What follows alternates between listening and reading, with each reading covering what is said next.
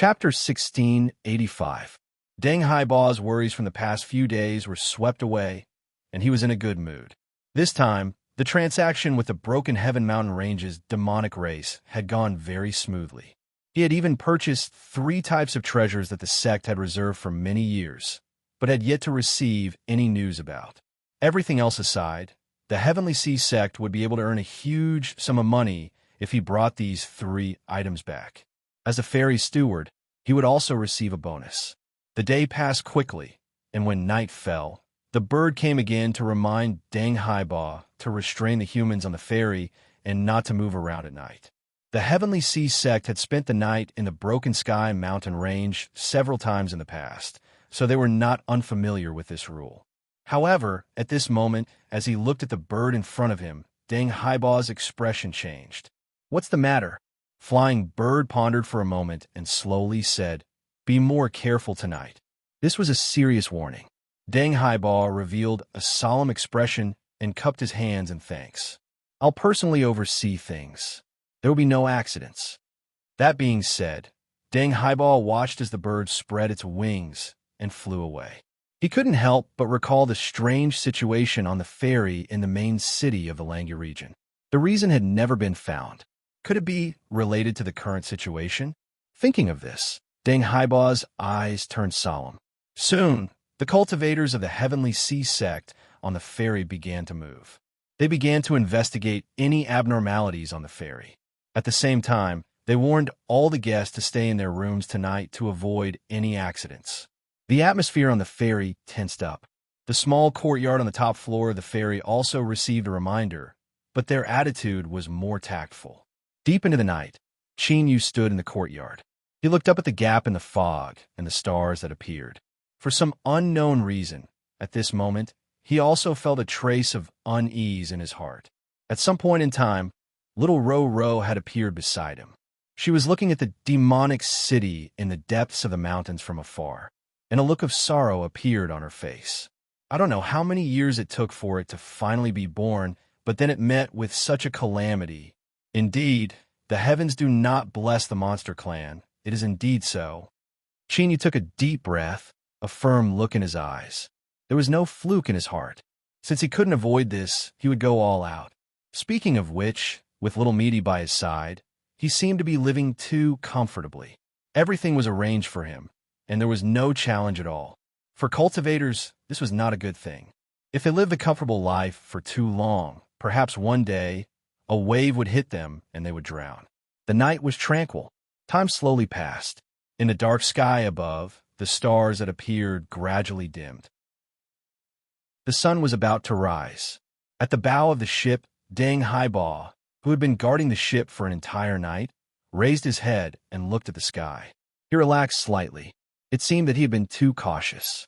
When the sky brightened, the ferry would be able to take off and fly out of the Broken Heaven Mountain Range as fast as it could.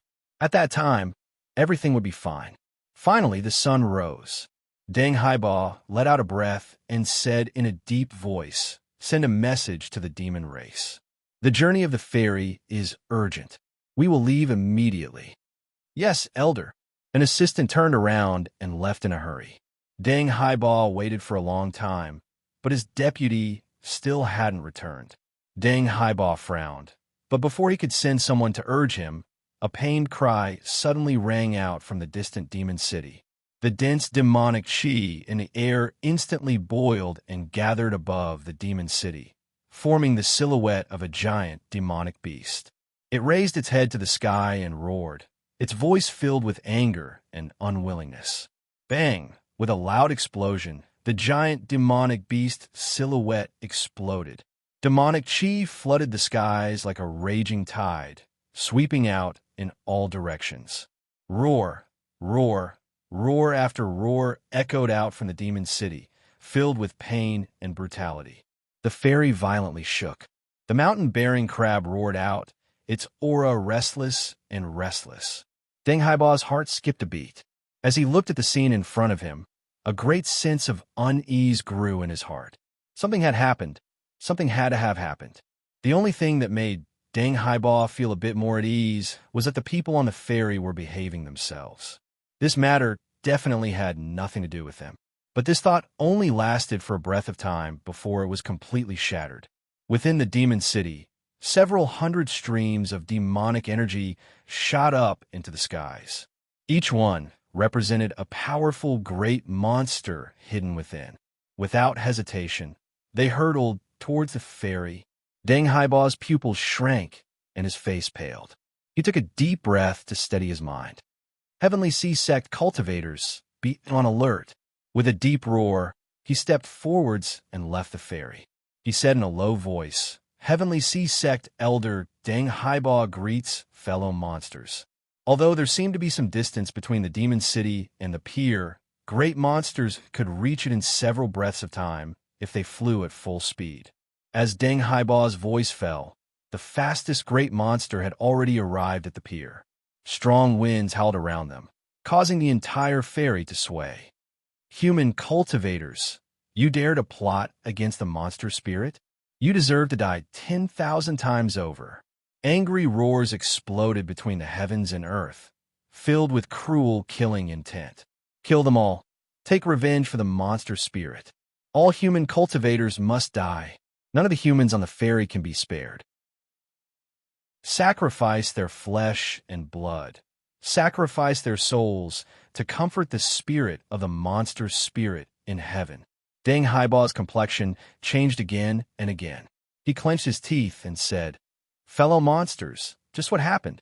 My Heavenly Sea Sect's ferry has been docked here since last night, and the passengers on board did not leave without permission. No matter what happened, it has nothing to do with us. I ask fellow monsters to investigate the truth. The evidence is clear, and you still dare to deny it? A great monster roared out in anger, his eyes red. Today all of you will die. The crowd of monsters suddenly parted. A great monster with crimson hair and crimson eyes walked out. Deng Haibaw hurriedly bowed. Greetings, Lord Fire Monster. The fire monster in front of him was one of the 3 most powerful great monsters in the Broken Heaven mountain range. It was because the ancestors of the Heavenly Sea Sect had a good relationship with him that they were able to smoothly open up this sea route and establish the foundation for the Heavenly Sea Sect to make money. The fire monster's aura was scorching hot, causing the air to twist. He was like a moving volcano, but his eyes were cold, cold to the bone. They were cold and cruel, releasing endless killing intent. Deng Haibaw, have a monsters board the ferry and search. If it has nothing to do with you, I guarantee that you will leave safely. Otherwise, you will all die here. Deng Haibaw's forehead instantly dripped with a cold sweat, and his clothes were soaked. He opened his mouth, but didn't dare to say a single no. He didn't dare to wipe the sweat off his face.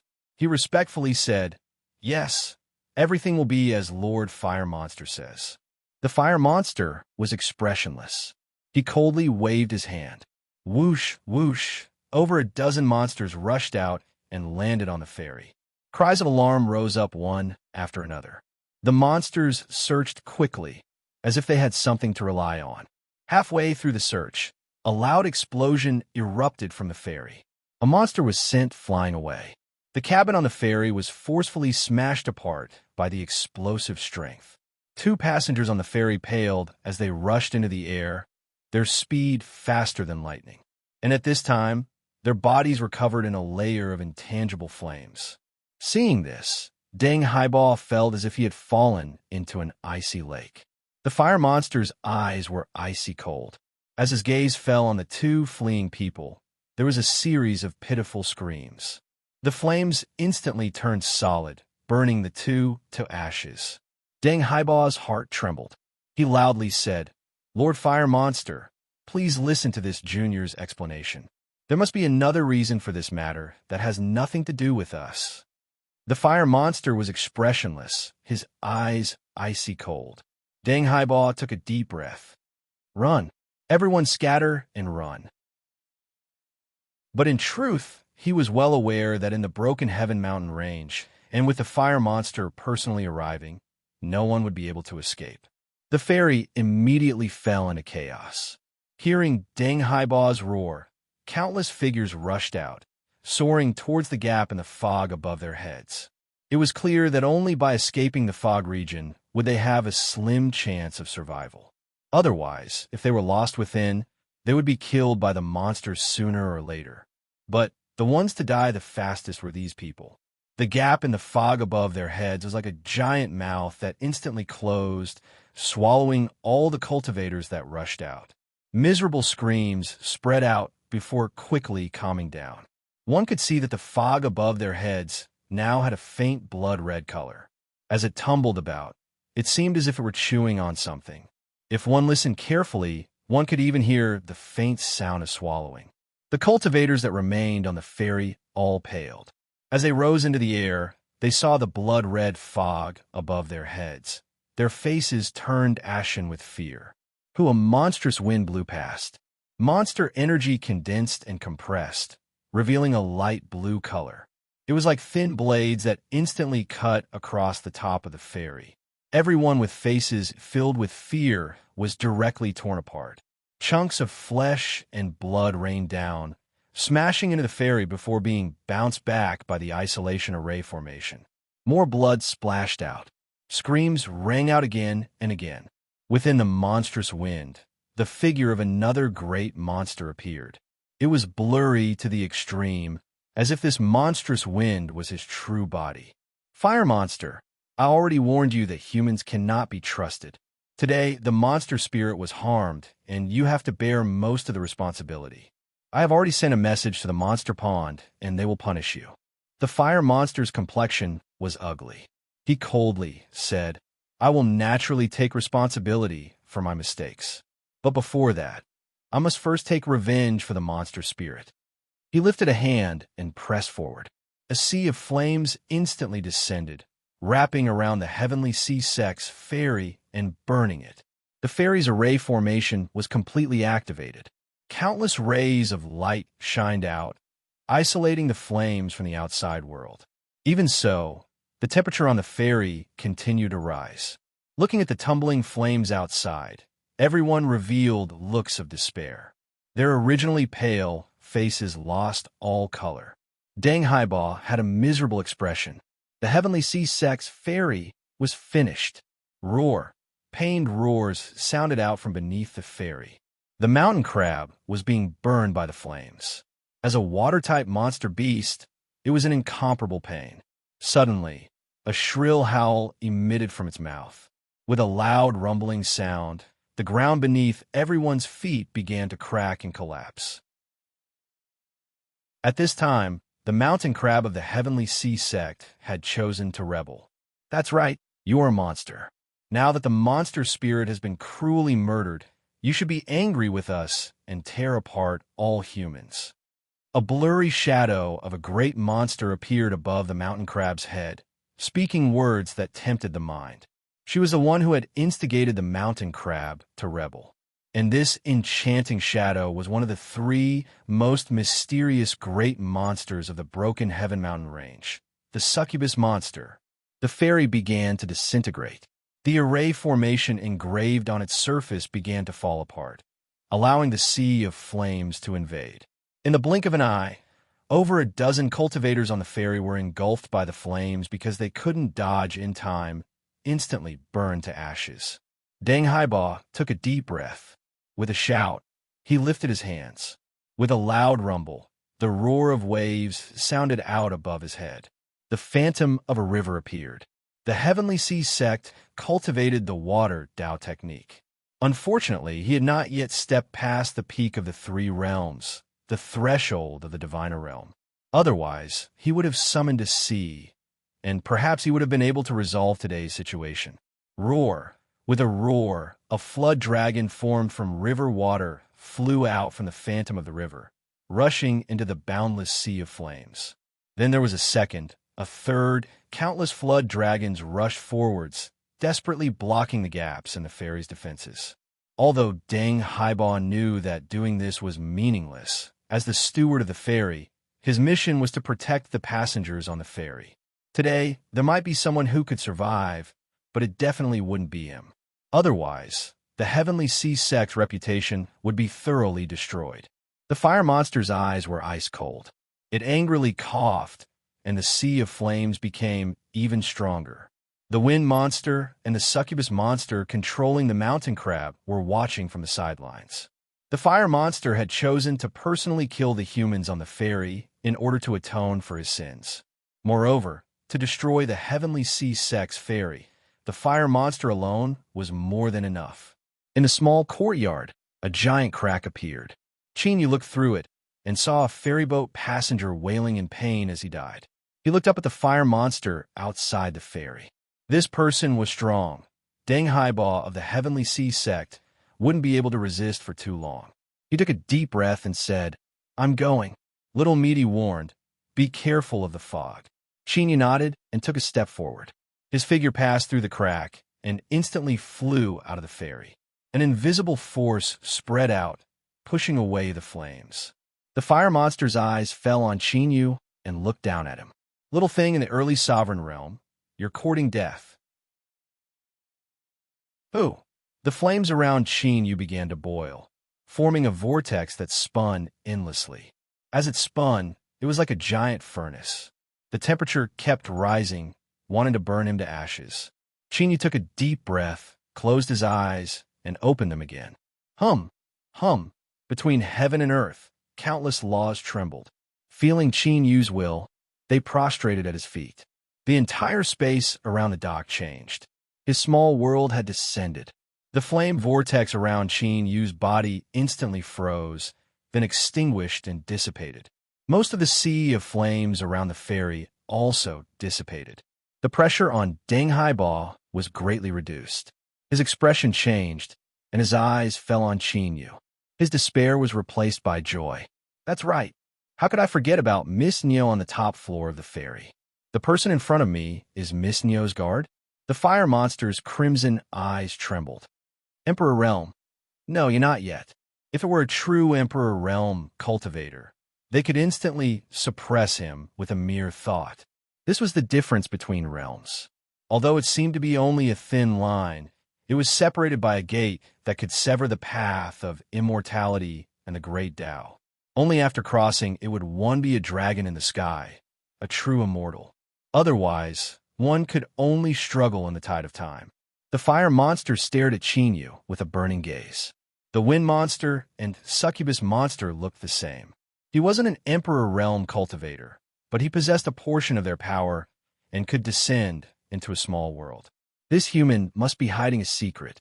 If they could obtain it, they might be able to glimpse the great Tao and cross the threshold of the immortal realm after being stuck in the peak sovereign realm for so many years. Do it. Kill him. The wind monster attacked. A gust of wind flew out, tearing apart the small world suppression. The succubus monster's words were directed at Changshan Crab. Her tone was gentle, but it made Changshan Crab go berserk in an instant. He locked his eyes on Chinyu and roared. Swoosh! His 8 long legs moved in unison, moving as fast as lightning along the passage torn open by the wind monster. Changshan Crab lifted his giant pincer and smashed it down like a small mountain. Chapter 1686. By the time the heavy pincer arrived in front of Chinyu, it had lost most of its power. It seemed to pierce through layer after layer of invisible barriers. Its strength was constantly offset, and its speed became increasingly slow. Chinyu calmly dodged. His figure flashed, and he appeared on the crab's head. He punched at the blurry and enchanting figure. The succubus chuckled. Her laughter was like a real shadow that was instantly shattered and then reformed in the next moment. Why are you so fierce? Everyone on this ferry today will definitely die here, but you can be an exception. As long as you are willing to accept the monster strength infusion ceremony and transform into a monster, I can guarantee that you will live on. Moreover, you will live every day in happiness. Chinyu was expressionless. He punched out again. After the succubus shattered, it reformed somewhere else. This is your last chance. Are you sure you won't consider it? In this world, isn't it the same whether you are a human or a monster? Why worry so much? You should know that surviving is the most important thing. Chinyu frowned. The succubus's voice became more and more seductive, like a barbed brush, constantly sweeping across his heart. Think about it carefully. Do you want to live on and be a happy monster, or do you want to accompany them in death? This isn't your fault, and you shouldn't pay for the mistakes of others. Put down your obsessions and throw yourself into the world of the monster race. Chinyu suddenly said, "Found you." He punched out. Bang! The succubus's figure shattered. She screamed out in pain, her charming and enchanting voice turning into one of disbelief and hatred. Kill him. Her figure reformed once more, but it was clearly much more blurry than before. It was clear that Chinyu's punch just now had caused considerable damage to her. The crab angrily roared. Its massive body rushed forwards. Chinyu's eyes were calm. He lifted a hand and pressed down. Suppress. It was like an invisible mountain had arrived, pressing down on its body. The roaring crab suddenly found it difficult to move. This was the terrifying aspect of a small world. Being within it was the same as being in one's own domain. Everything could be done according to one's will, and one could mobilize the strength of the small world with a single thought. And the larger the scope of the small world, the more solid and stable it was, and the greater the strength it could mobilize. The wind demon spread her arms and disappeared instantly. The next moment, a green demonic wind roared between heaven and earth. The fire demon's crimson eyes were even redder than before, like surging, scorching magma in the depths of the earth. A boundless sea of fire appeared out of thin air, and there was also the power of the wind and the fire. It was equivalent to two peak-level great demons joining forces, and its power became even more terrifying. The demonic wind swept up the demonic flames, forming a huge circular barrier of fire that enveloped the entire pier, resisting the power of the small world. The pressure on the crab's back was immediately reduced. Its speed became much faster as it roared towards Chinyu. When the succubus dispersed into a pink mist and crawled into the mouth and nose of the Changshan crab, the crab was even more enraged. Chinyu frowned. He had no choice but to face the bearing mountain crab head-on. Facing this crab that didn't fear death and didn't know pain, he soon found himself in a distressed state. In particular, the wind demon and fire demon joined forces to set up the barrier of fire. From time to time, the demonic wind would launch sneak attacks, making Chinyu's situation even more precarious. With the pressure on the ferry greatly reduced, Deng Haibao flew into the air and said solemnly, "Everyone, if we don't work together today, once this fellow Taoist is defeated, we won't be able to escape death. Those below the ruler realm, please work together to maintain the ferry's array formation. Those above the ruler realm, please follow this old man to fight the enemy and share the pressure with his fellow Taoist." There was no scheming between life and death. No matter how afraid they were of death, they knew the current situation. Deng Haibao was right. The more afraid they were of death, the more they couldn't retreat. Otherwise, they would really die. The living cultivators on the ferry helped to stabilize the remnants of the array formation. With Deng Haibao in the lead, 5 rulers rushed out of the ferry. "Fellow Taoist, don't panic. We're here to help you." In Niu Daodu's courtyard, her face was pale as she looked at the situation outside the ferry. Her body couldn't help but tremble. What did a monster spirit mean to the monster race? Although her cultivation wasn't high, she came from a good background and her horizons were broad enough. So when she saw the scene in the skies above Demon City and heard the roars of the monsters, Niu Daodu knew that today's matter wouldn't end peacefully. Even if she exposed her identity, these monsters in front of her wouldn't let her go. Otherwise, these monsters would all die. If this wasn't the case, then why would all the great monsters in Demon City rush to the pier like a swarm of bees, all of them seething with killing intent? She needed to understand the backlash of a monster spirit. Chinyu took action and temporarily stabilized the situation. But the fear in Niu Daodu's heart didn't diminish in the slightest. She looked up at the fog above her head, and she couldn't help but feel fear. The old ancestor had once mentioned to her several times about the Broken Heaven mountain range. He said that the monsters sitting here had ordinary strength. Even if she didn't hesitate to pay any price to awaken the old monster slumbering deep underground, it would only take a bit more effort at most. But what was hidden in the fog was the true problem. It was an ancient remnant that had lived for countless years. He wanted her to be careful. With Neo Daudu's understanding of the old ancestor, for the proud and arrogant old ancestor to give such an evaluation, the strength of this ancient remnant could be imagined. You couldn't stop it. Neo Daudu's gaze couldn't help but fall on little Meaty. But as the words tumbled to the tip of her tongue, she swallowed them with a single glance. She didn't know why she was so afraid of little Meaty, but fear was fear. Shu-Huan took a deep breath. You two go and help too. Mississippi. The maid behind her revealed a worried expression. Shu-Huan said in a low voice, Go now. Yes, miss. The two people beside, Shu-Huan respectfully answered. Their figures flashed, and they flew off the ferry. In truth, when Deng Haibo spoke, they had already wanted to act. But their mission was to protect the Miss safety. Without receiving orders, they couldn't make any decisions on their own. At this time, the youth Yuanhu suddenly ran in from outside. His cultivation was low, so he couldn't help much in maintaining the array formation. Now, he was following two array masters skilled in array formations to try and repair the array formation and run some errands.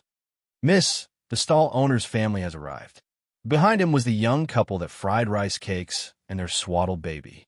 As they entered the courtyard, the two of them fell to their knees. Miss, in today's situation, we husband and wife don't dare to ask for more. We only hope that you can help us. If possible, please save this child's life. The young wife's tears fell like rain. He is only 4 months old. He hasn't been able to truly see the world yet. I beg you, miss. Neo Daudu revealed a look of unwillingness.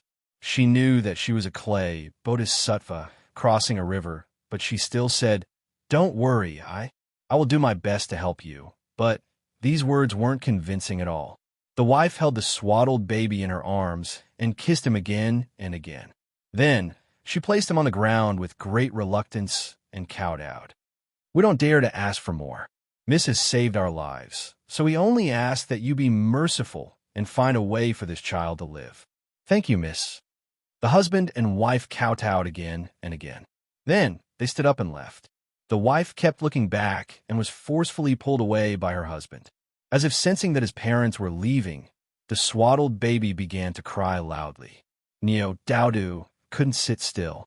She took several steps forward and was about to take the baby into her arms. She thought that this little fellow was too pitiful. At such a young age, he had already lost his parents. But before she could do anything and take the little fellow into her arms, little Meaty suddenly reached out and the baby fell into her hands. She lightly said, I think this child has some fate with me. Give him to me for the time being. Neo Daudu glanced at little Meaty's indifferent expression. Do you know how to hold child? Don't scare this little fellow again. But surprisingly, after falling into little Meaty's arms, the crying baby soon stopped crying. Neo Daudu couldn't help but widen her eyes. She didn't know what else to say. Shu-Huan glanced at little Meaty, who was holding the baby. He walked over to Neo Daudu's side and grabbed her hand. Don't worry too much. Although the monster races of the Broken Heaven Mountain Range are strong, the current world belongs to us humans. The people on the ferry have already tried to send out a message. Perhaps reinforcements will soon arrive to rescue us. Neo Daudu nodded, a forced smile on her face. This was because when the accident occurred, she had already tried to call for help. But after the token she sent out entered the fog, it was quickly lost. Who knew whether or not it was still useful? The chances weren't too high, but for better or worse, it was still a possibility. It was better than despair in her heart. On the main battlefield on the pier, 3 great monsters joined forces. In addition to the traitorous mountain crab, they crazily attacked Xinyu, Deng Haibo, and the others. In the other monster cities, the monsters that flew to the pier didn't continue to watch. Instead, they began to wildly attack the ferry. With the existence of the monster spirit backlash curse, none of the monster races dared to think that they could rely on luck. They had to kill everyone on the ferry. Only then could they dispel the curse that had fused with the monster energy. Rumble, rumble. Fierce rumbling sounds rang out from all sides of the ferry. Even the perfectly intact ferry couldn't withstand the attacks of so many monster races. Moreover, after the traitorous mountain crab, the fairy had nearly disintegrated and the array formation had been severely damaged. Its might was now less than 30% of its peak state. The main reason the fairy could persist until now and not be broken through by the monster race was because Qin Yu and the others had managed to pin down the strongest strength of the monster race. Then, the cultivators on the ferry who were still alive were desperately risking their lives under the threat of death. They didn't know whether or not there would be a chance to turn things around today. If it didn't go all out, they would die. If they did, then perhaps there was a chance. Was there even a need to think about this? In the skies above the Broken Heaven mountain range, the fog that covered the entire mountain region for thousands of miles had become increasingly thick. It was like a thick curtain that covered everything so that the outside world couldn't sense it. The various tokens that rushed into the fog had all been blocked. After being corroded by the fog, they lost their spiritual nature and fell into the mountains, disappearing without a trace. Of course, even if some of them were able to escape from here, no one would come to rescue them. This was because from a moment that Niu Daodu boarded the ferry, everyone on the ferry was destined to be sacrificed as pawns.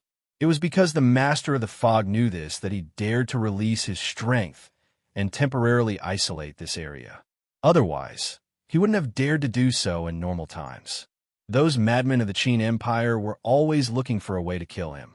Now, a giant eye condensed from fog appeared. It was completely hidden in the fog, not emitting any aura at all. It stared at the dock, watching Qin Yu fight with the four monsters. It could feel the aura emitted from his body and revealed a hint of greed. The master of the eye didn't care about the secret of the small world. What he wanted was the great Tao that connected to the heavens within Qin Yu's body. The 9 tunes could connect to the heavens. If he could seize it and walk through it once more, perhaps he would be able to break through and rise again, truly restoring his strength. He might even be stronger than he was in the past. And as this fog, I was staring at Qin Yu. In the small courtyard at the top floor of the broken ferry, Misty was playing with a finger. The baby in her arms looked up into the sky, his lips curling up in a smile as he looked into the endless fog. Chapter 1687. Qin Yu was hiding his strength. He had been hiding it from the start. Just like Niu Daodu, he already knew that the ancient remnant beings hidden in the fog were the greatest trouble. Of course, he wouldn't reveal all his cards right from the start. But what a pity, this fellow was extremely cautious. Even now, he didn't show any intention of attacking. He clearly wanted to use the wind, fire, and charm monsters as spears. He wasn't the type of person that wouldn't act until he saw a rabbit. This description wasn't appropriate, but that was the general meaning. Qin Yu couldn't wait any longer. Otherwise, the longer he delayed, the more strength he would consume. He had to deal with these 3 monsters first. Of the 3 great monsters of the Broken Heaven mountain range, the charm monster was the most troublesome. The bearing mountain crab she controlled was the most troublesome to deal with. Qin Yu's voice suddenly sounded out in Deng Haiba's mind, asking about the bearing mountain crab. To be able to cultivate to the peak of the ruler boundary, Deng Haiba's wisdom and shrewdness weren't lacking. His eyes brightened, but there was no longer any emotion. As for Qin Yu's question, he gave an affirmative reply. As long as he eliminated the control of the charm monster, he was confident he could control the bearing mountain crab once more. After all, this was a monster beast that the Sky Sea sect had raised for over 1,000 years. For it to carry a ferry on such a long journey, there were naturally precautions in place. After obtaining an answer, Qin Yu made his decision. He began to wait for an opportunity. Bang! With a loud explosion, the bearing mountain crab's giant pincer smashed into the ground. The earth shattered and dust rose up, covering the skies. Qin Yu's figure was submerged within. In the next moment, the dust was torn apart and a black shadow howled out, punching at the bearing mountain crab's head. The bearing mountain crab's defenses were astonishing. Its weakest point was its head. The charm monster was already prepared for this. Her other pincer blocked in front of her. Qin Yu's fist smashed down. A wild strength surged out, more than double what it was before. At the same time, The imprisoning strength of the small world also increased, causing the bearing mountain crab's body to slow down. It was knocked to the ground by this punch. Bang! A powerful suppressive strength descended on the bearing mountain crab, making it unable to move. Chinyu swooped down and locked onto its head. At this time, the crab's red eyes revealed a trace of mockery, mixed with a bit of pride, as if it were saying that it had been waiting for this moment. It suddenly opened its mouth, and countless folded fangs spread out densely and swallowed forward. But just as these fangs were about to pierce through Chinyu's body, the bearing mountain crab emitted a pained howl. Its body twitched as it lost control of itself. It could only watch helplessly as Chinyu's fist broke its fangs and landed on its chest. He lifted a hand and smashed apart the surface of its skull, revealing the layer of carapace that covered it. Then his entire arm drilled into it and his 5 fingers pulled back. The mountain-bearing crab's massive body crashed to the ground. A mass of distorted blood-red light was grasped by Chinyu, but no matter how much it struggled, it couldn't escape. The succubus's distorted figure appeared in the bloodlight. Realizing that she could not escape, she screamed and changed her strategy. Since he couldn't escape, he might as well not run. Since he dared to grab her with his bare hands, he probably didn't know how terrifying she, Lord Succubus, was.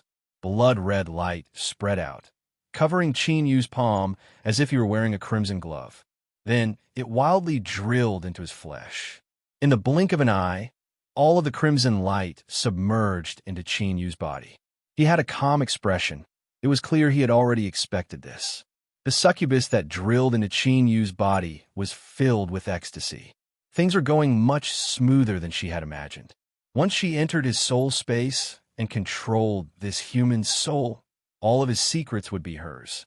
Or she could directly swallow his soul and take over his body.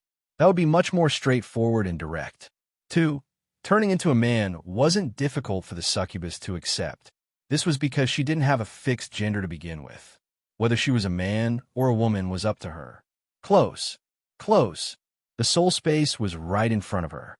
The succubus had already prepared herself to break into Chinyu's soul space after expending some effort. After all, for a human with a cultivation at this level, the defenses of their soul space weren't weak. Even if she was born with extraordinary talent and had special abilities, she still couldn't break into it overnight. But in the next moment, the succubus was stunned. This was because the intensity of the collision with the soul space was nearly non-existent. It was like an unlocked door had been gently pushed open, allowing her to break into Chinyu's soul space without any hindrance. A pitiful scream rang out. The blood energy that the succubus had transformed into began to evaporate in large swathes, burned into the air. This was because within Chinyu's soul space, the sun and moon rose in the east and set in the west. As for the power of the sun and moon, they were vast and boundless. In the world, they were the nemesis of all evil spirits. In several breaths of time, the succubus was completely vaporized, turned to ash. After killing the succubus, everything else would be much simpler. Dang highball! Chinyu shouted out loud. He looked up at the wind and fire monsters. Now it was their turn. After receiving Chinyu's reminder, the prepared Dang highball clenched his teeth and landed on the crab's body. He bit his finger and quickly drew a rune on the crab's shell. The rune shined and sank into the crab's body. The blood-red color in its eyes rapidly faded, and the cruel aura around it dissipated with it. Dang highball relaxed. He lifted a hand and gave a thumbs up, indicating that he had succeeded. Suppress. Chinyu roared out loud.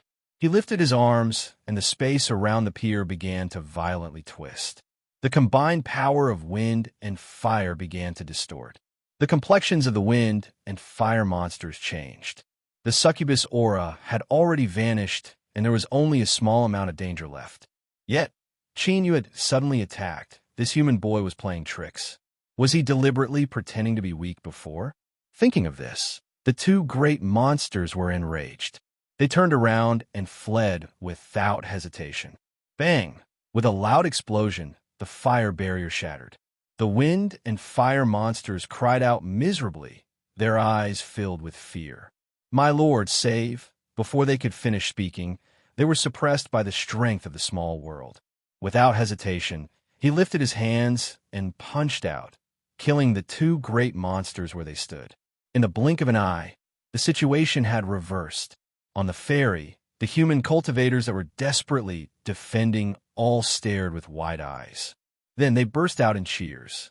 The monsters that were crazily attacking the ferry began to draw back as they saw the situation turn bad. But they didn't dare to turn around and flee. All of them hesitated. "Elder Deng, what is the condition of the crab?" Deng Haiba took a deep breath. "It's not too good, but it can still be controlled. Have it carry the ferry. We will leave the Broken Heaven mountain range." As he finished speaking, Qin Yu stepped forwards. His figure appeared in midair, and he faced the many monsters. "Everything I did today was to protect myself. I have no intention of fighting to the death with you monsters. Get out of the way and let today's matters end here. Otherwise, don't blame me for being ruthless and carving out a path of blood." The crowd of monsters fell silent. But this silence didn't last for too long. A loud roar echoed out. "We cannot let them go. Otherwise, we will all die. The monster spirit has died, and the curse has arrived. If we want to live, we must kill all the humans here. Fight them to the death. With Lord Dense Mist watching from the skies, there is no way they can escape." Qin Yu's complexion was ugly. He turned and glanced at Deng Haiba. "Let's go. If the monster race dares to stop us, we will kill them all." Shua. His figure flickered, and he returned to the ferry. Under Deng Haiba's control, the crab struggled to stand up. It carried the ferry and began to slide its long legs into the air. "Kill them all." The monsters swarmed over, attacking the ferry with all their might. Demonic energy surged through the world. As for the crab, it was the monster race's main target.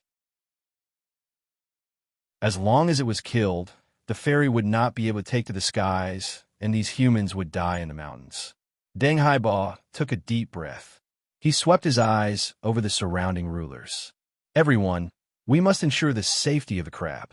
Please follow me and leave the ferry to fight against the monster race." This time, the few of them looked hesitant. After escaping from their initial inevitable death, their selfishness began to rise. Although the three strongest great monsters of the Broken Heavens mountain range had been killed, that didn't mean that the monsters outside were easy to deal with. Moreover, there were far too many monsters. If they fought with all their might, even a ruler would be in danger if they weren't careful. Shu Huan flew over and said, "You too, follow Elder Deng and attack." Her eyes swept over the other rulers. "Seniors, I am the daughter of the Long Mountain region's Shu family. If you can help us today, the Shu family will owe you a favor." After a brief hesitation, the rulers nodded. Although the Long Mountain region's Shu family was much weaker than it was in the past, it was still a great family that could shake a region, and its strength was tyrannical. Shu Huan had already revealed her identity. If they continued to retreat and fear battle, once something happened to Shu Huan, they would have to bear the responsibility of the Shu family. It was better to grit their teeth and fight. If they were a bit more careful and everyone joined forces, there might not be an accident. And once everyone successfully escaped from the Broken Heavens mountain range, the cultivators on the ferry would owe them a favor. This would be greatly beneficial to their future cultivation or their travels through the Middle Desolate. Deng Haiba cupped his hands together. "Miss Shu is wise and righteous. I admire you." Shua, shua. Several people flew out from the ferry to resist the monster race's attacks. Even so, the crab's body was far too large, and it couldn't avoid all the attacks. The great beast that carried the ferry roared in pain again and again. This caused the already broken ferry to constantly shake. On the ferry, everyone held their breaths. They feared that the crab would be killed, and they would fall into the monster race's territory. At that time, it would be difficult for them to escape death. Qin Yu returned to his courtyard. He waved his hand to stop everyone from speaking. He found an intact room and entered it. Then there was no more movement. As this scene fell into Shu Huan's eyes, she revealed a worried look. She whispered, Will this senior be all right? Nyodaru shook her head. I don't know. Yu's sudden attack seemed easy to suppress and kill 3 monsters, but it was clear this wasn't the case.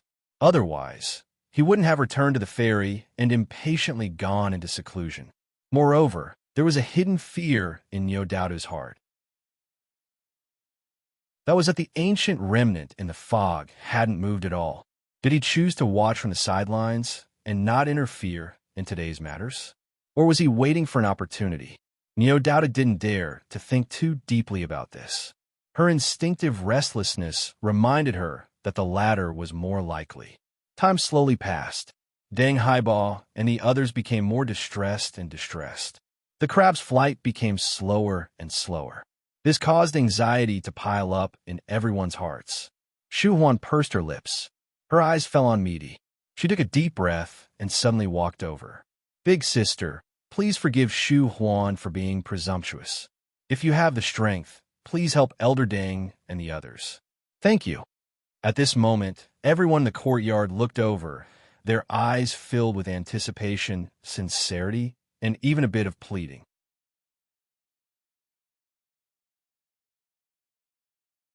Chapter 1688. The small courtyard on the top floor of the ferry had suffered relatively little damage in the previous incident. In addition, the guests on the ferry were well aware that those living in the small courtyard on the top floor were the ones with the greatest chance of survival. The Heavenly Sea sect no longer had the time to care. With the influx of guests from the lower floors, the top floor was now filled to the brim.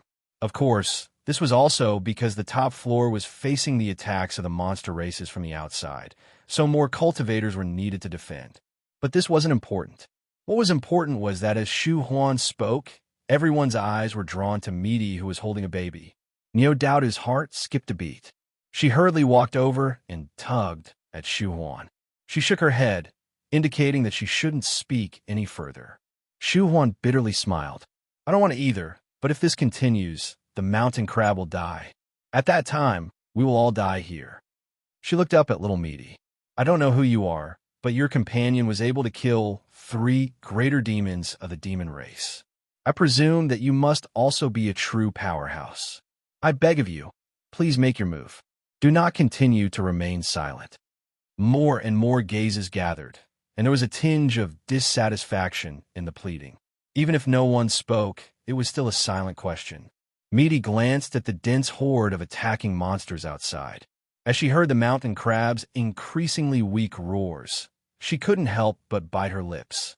She took a deep breath and said, Miss Misty. She was interrupted as soon as she spoke. Her eyes were calm, and her expression didn't change at all, as if she didn't care about the gazes around her. I will not help. He didn't explain anything and just rejected her without hesitation. The gazes that gathered suddenly changed. The air became even quieter. Young Yuan, who couldn't help but subconsciously move closer to his big sister. He looked at Miaoya, who was standing behind Misty like a shadow. A trace of worry appeared in the youth's eyes. Moreover, he also felt that this Miss Misty didn't care about the overall situation. Even if she didn't want to help, she could find an excuse so that the situation wouldn't turn out like this. Shu Huan bitterly smiled. He bowed and left. The small courtyard was restored to silence. The gazes gradually retracted, but the atmosphere remained cold. Misty didn't care about any of this. She wasn't pretending, but she truly didn't care about the attitudes of these people. And things were getting more and more interesting, weren't they? She gently played with the infant in the swaddling clothes. She didn't know why, but this child didn't cry at all. The ferry moved forward with difficulty in the fog. Deng Haiba gritted his teeth and spoke to the people around him before his figure flashed and appeared beside Chung Shan Crab. Originally, back at the monster race pier, because of the charm monster's control, the mountain-bearing crab had been heavily injured.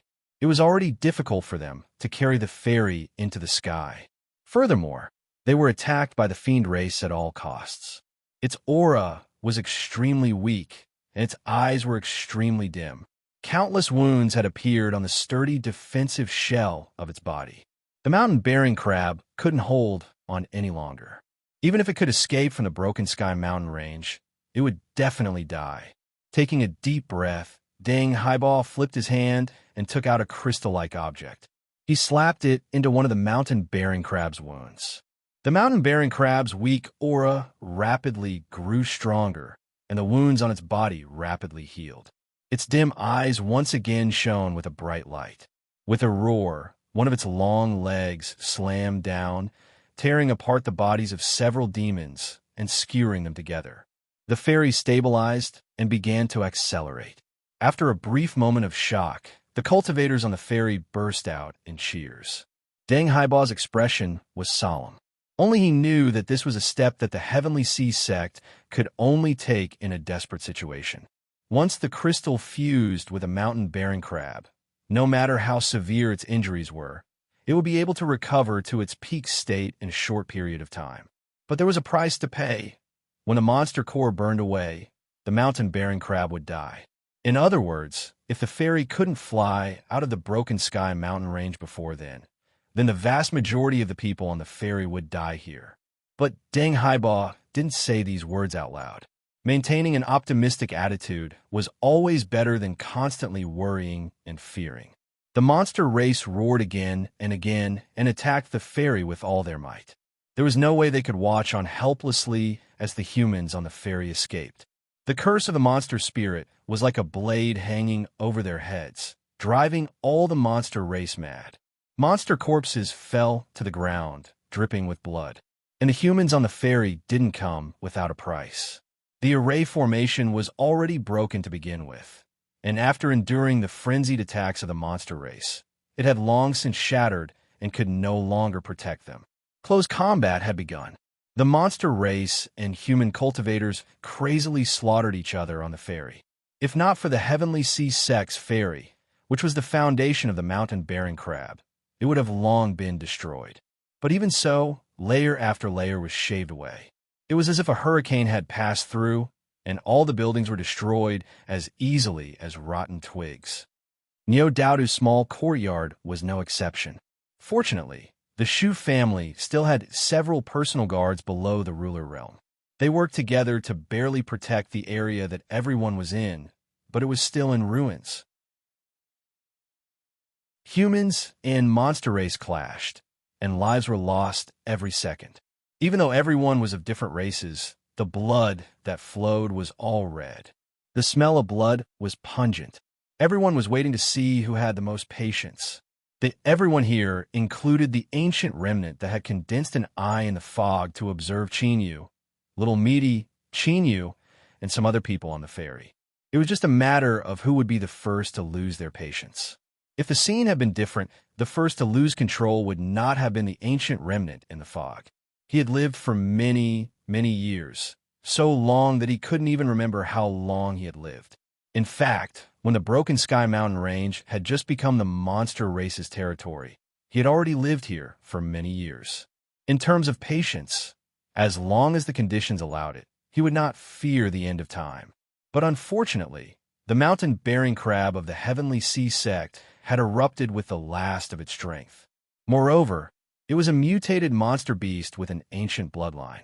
Even though the ancient bloodline was very small, it could still resist the majority of the fog's confusing effects. Thus, the reason why the monster race was attacking the ferry in such a frenzy was because the mountain-bearing crab was about to fly out of the Broken Sky mountain range. And the ancient remnant in the fog definitely did not dare to take a single step out. Otherwise, he would not be able to continue hiding. Once he was locked onto by the Qin kingdom, only death awaited him. He had to act now. A ripple finally appeared in the eye in the fog, and the fog above the Broken Heaven mountain range became even thicker. Little Meaty, who had already fallen dozens of meters into the ruined courtyard, suddenly raised her head and looked at the incredibly thick fog above her head. She suddenly stood up and waved at Neo Daudu. Neo Daudu didn't know why, but she didn't dare to go against her will, so she got up and walked over. She handed the baby over to Neo Daudu and said, "If something happens, just throw him out. Don't feel bad about it. Once you throw him out, you will naturally understand." After saying that, she turned her head to look behind her. At some unknown time, Chinyu had already pushed open the door. He frowned and said, "You said you wouldn't do anything this time." Meaty rubbed her eyebrows. "There's nothing I can do about it. This is how the world works. It's impossible for everything to go according to one's wishes." He glanced at Chinyu and said, "Don't worry. If that person in the fog doesn't want to expose himself, then I am even more unwilling to do so. Now that he has made a cage and is temporarily hiding this place, I can also borrow it. Who knows, it might be a meal delivered to our doorstep. It would be a waste not to eat it." Patting her stomach, Meaty smiled. "Let's go." Schwa. She took a step forwards and instantly vanished from sight. And just as Meaty left, Chinyu finally locked onto the source of that aura that left him feeling restless. He looked up to see a figure appear out of nowhere above the ferry. This figure was covered in black robes. The moment this person arrived, all the monsters within 100 feet of him instantly died. Their bodies were crushed into powder by a terrifying strength, turning into a bloody fog that rained down in all directions. There was a great commotion. Everyone on the ferry soon discovered this black-robed figure that had appeared out of nowhere. As they saw the dead monsters, their first reaction was that this was a human powerhouse that had come to save them. Cheers rose up, but in the next moment they came to a screeching halt. Outside the ferry, a ruler realm cultivator had been wounded by the fearless attacks of the monsters. As he sensed the black-robed figure's aura, he flew over on his own initiative to seek help.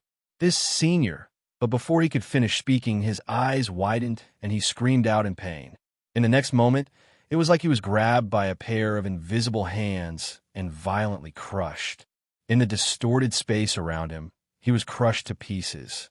Beneath the black-robed figure's icy cold eyes fell on the ferry, filled with killing intent. Chinyu glanced at Neo Daodu. Then, he stepped forwards and shot into the skies. In the next moment, he arrived opposite the black-robed figure. The two of them didn't speak, but the space around them constantly shook and shattered. The collision and confrontation between small worlds had already begun, and the loser would be instantly crushed by the other side's small world. The heaven-splitting sword sect is truly extraordinary. Beneath the black robes, the voice had clearly changed. It was gloomy and hoarse. Chinyu lightly said, "If you are willing to take off your black robes, your words will undoubtedly be more convincing." The black-robed figure sneered. "Before I kill you, I will fulfill your wish." Bang! Space violently twisted. It was like a great tide had risen up, instantly covering the two figures. The ferry was deathly silent. Everyone's eyes widened. There was still a trace of ecstasy left in them, but it was frozen on their faces. It was a very comical sight. They had no idea what was going on here. Why would a human powerhouse suddenly descend and kill them? Only Neo Daodu couldn't help but shiver, and her face paled. Her body softened, and she nearly fell to the ground. Behind her, Miaoyu reached out a hand to support her. "Thank you," Neo Daodu said with difficulty. She could already confirm that the reason the old ancestor had Chinyu and Little Meaty send her off before leaving was because he had already sensed danger. Little Meaty's sudden departure and the black-robed figure that was fighting Chinyu with their small worlds, all of this had been aimed at her. In fact, the reason why the monster spirits in the Skybreak Mountain range had been harmed and why all the monster races had gone crazy was also because of her. Little Meaty's body turned even colder. She thought back to when she boarded the ferry and how Little Meaty had snatched away her cup of tea. She thought back to the tickets Chinyu had sold to the young couple, as well as the baby she was holding in her arms. She looked down at the white and clean child that was sleeping soundly in her arms. Neo Daodu felt a cold chill run down her spine. In the current environment, with all the fighting and noise around them, what kind of child could sleep so sweetly? She had been restless before, so she hadn't realized this, but now she realized something was wrong. Moreover, there was the look in Chinyu's eyes before he left, as well as Little Meaty's words. It was clear that there were hidden dangers on the ferry. Neo Daoda's complexion paled even more. Shu Huan looked at her, worry on his face. "Daoda, what is it?" As he spoke, he walked over. Miaoyu's figure flickered. She stood in front of Niu Daodu and said, "Miss Shu, please don't approach." Shu Huan frowned. "Daodu." Niu Daodu squeezed out a smile. "Shu Huan, don't be angry. But I really do have some matters to attend to right now, so it isn't convenient for you to approach me." What she was thinking right now was that she didn't want to implicate this new good friend of hers because of her. Shu Huan nodded. "All right, then I won't go over. But if there is anything you need, you must tell me. We are friends, and that is how friends are. If there's a problem, we can face it together. I will help you." Niu Daodu nearly cried. She held back her tears and nodded. She thought that Shu Huan was truly her good friend. As long as nothing happened this time, she would definitely ask the old ancestor to help the Shu family overcome this crisis. Then, in the next moment, Miaoya, who had been standing in front of her, was sent flying. She tumbled in midair, spitting out mouthfuls of blood. Her chest had been torn open, and there was a long wound. Niu Daodu's eyes widened. She watched as Shu Huan, who had been her good friend just a moment ago, stabbed towards her with a long sword. Her eyes were cold, and her expression was unfamiliar. Why is this happening? And why are my thoughts moving so slowly? Dodge! Hurry up and dodge! Suddenly, the baby in her arms began to cry loudly. Niu Daodu was jolted out of her sluggish state. Without any hesitation, Niu Daodu thought of little rose words and threw the baby out of her arms. Shu Huan was startled, as if he hadn't expected Niu Daodu to do this. The hint of guilt in the depths of his eyes turned into a cold smile. As expected, you would do the same in a life and death situation. Shu Huan's sword did not stop. Without any hesitation, the tip of the sword pierced through the baby's body and continued to kill Niu Daodu. But at this time, a pained scream sounded out from the swaddling clothes. In the next moment, black flames ignited, burning the swaddling clothes to ashes. Was there a white baby? There was clearly a ghost baby in front of her, its entire body pitch black, and its face fierce like that of a malicious ghost. Its chest was pierced through by the sword tip. It let out a shrill howl and threw itself at Shu Huan. Its body dispersed in a black smoke that drilled into her body through her nose and mouth. Shu Huan miserably screamed as he fell to the ground. He wildly struggled and then rapidly rotted away, turning into pus and blood. Seeing this, Niu Daodu's mind went blank. Everyone else in the courtyard seemed to be stunned by this scene. Their eyes widened, but no one made a sound. But someone moved. It was Shu Huan's maid. She didn't care about the pus and blood that had already flowed to her feet. She stepped forwards and threw herself at the stunned Niu Daodu. But even faster than her were 3 crossbow bolts that shot out from her sleeves. Their surfaces shined with a black light, and they were faster than lightning. Puff, puff, puff. With 3 muffled sounds, the crossbow bolts pierced through flesh and blood. But the one that was nailed wasn't Niu Daodu, but Miaoya. Her black clothes were soon dyed red with blood. Then, they turned into an even deeper darkness. She lifted a hand and grasped forwards. The pus and blood flowing on the ground instantly flew into the air. Then, like a great mouth, it wrapped around the maid.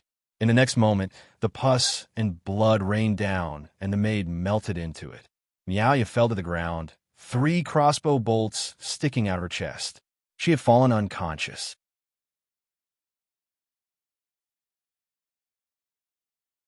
Chapter 1689. There were many things in the world that could not be reasoned with. For example, the young couple who had set up a fried rice cake stall on the Heavenly Sea Sex ferry and entrusted their young son to Meaty. Their son had been weak and sickly since birth. He had spent all the family's savings searching for doctors everywhere. This time, they finally met a divine doctor in the Langya region who cured their son's illness. The family of 3 was filled with joy. They were ready to take the ferry home and stop running around. But who would have thought that they would end up like this? The couple would never have thought that someone would tamper with their son while he was in the womb, causing him to be plagued with illness after he was born. In the process of what they believed to be treatment, they were slowly refined into ghost infants. However, they were still in perfect condition, preserving the aura of an infant. All of this was for the sake of the ambush on the ferry today. But from the beginning until the end, the young couple knew nothing about all of this. They were like two chess pieces that were at the mercy of others. It was extremely sad, but the only consolation was that before the ghost baby was exposed, the husband and wife were already dead, so they didn't have to face this tragic and desperate reality. However, what had happened was what had happened. Even if the people involved were already dead, this matter could not be erased just like that. This was the sorrow of being weak. Within the fog, little Meaty walked over. Wherever she went, the fog around her would silently disperse. On the other side, the eyeball formed by the fog turned and landed on her. A look of shock flashed in his eyes. He didn't expect that there would be someone hiding so deeply in today's situation. It looked at little Meaty in silence for a moment. Then, the fog began to stir and tremble. "Do you insist on stopping me?" Little Meaty yawned. Her expression was calm, but her tone was very impolite. "I'm here to chat with you." The mist continued to tremble. "I only hope that you will consider it. I only want that junior from the heaven-splitting sword sect. You can take the rest." Ro frowned, revealing a look of impatience. "So much nonsense. I'm not afraid to tell you that out of all the people on the ferry, this old lady only cares about him. Looks like there's no room for discussion." The fog stared at little Meaty. "Then let me see if I can keep you here as well." Meaty sneered. "With all due respect, I'm afraid you're going to die today." Bang! In the sky above the broken heavens mountain range, the sea of fog that covered an area of several thousand kilometers suddenly began to boil. However, all of this was hidden in the fog. From the outside, there was no movement at all. Only the demon and human cultivators with keen senses could vaguely sense the invisible suppression from the fog above their heads. The black-robed man was very powerful. This wasn't referring to a single aspect, but rather to all aspects of a cultivator. They were inconceivably powerful. He should be the first person Sheen you had seen at the peak of the sovereign realm who had reached the mortal boundary. He had truly touched the threshold of the celestial being realm, and was only a step away from stepping into it. And what was most shocking was that Sheen you could confirm that the black-robed man wasn't stuck at this threshold. In fact, according to Qin Yu's senses, the black-robed man was clearly holding back. In other words, if he wanted to, he could step through the celestial being gate at any time and become a member of the Emperor realm, truly ascending to the peak of cultivation. He clearly had the strength to break through to the sovereign realm, but he forcefully suppressed his cultivation and remained at the peak of the sovereign realm. There were either some hidden troubles that he couldn't reveal, or he was plotting something bigger. As the saying goes, good preparation is the key to success. It exists in any realm. Qin Yu had heard Little Meaty mention before that if he were to desperately accumulate strength before stepping through the celestial being gate, he might be able to break through to the true Emperor realm. Qin Yu didn't dare to think too much about it. He always felt that the distance was too far, but he hadn't expected to meet someone like this today. Intuition told Qin Yu that the black-robed man in front of him was the ambitious type, and he was also very confident in himself. This confidence wasn't only reflected in the path of accumulation he had chosen, but also in today's battle. Although the battle was fierce and dangerous, the black-robed man was calm from beginning to end, as if everything was under his control. Qin Yu knew that this kind of enemy was often difficult to deal with.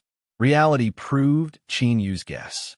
In the battle against the black-robed man, he had been evenly matched at the start, but he had gradually fallen into a disadvantageous position and was gradually being suppressed.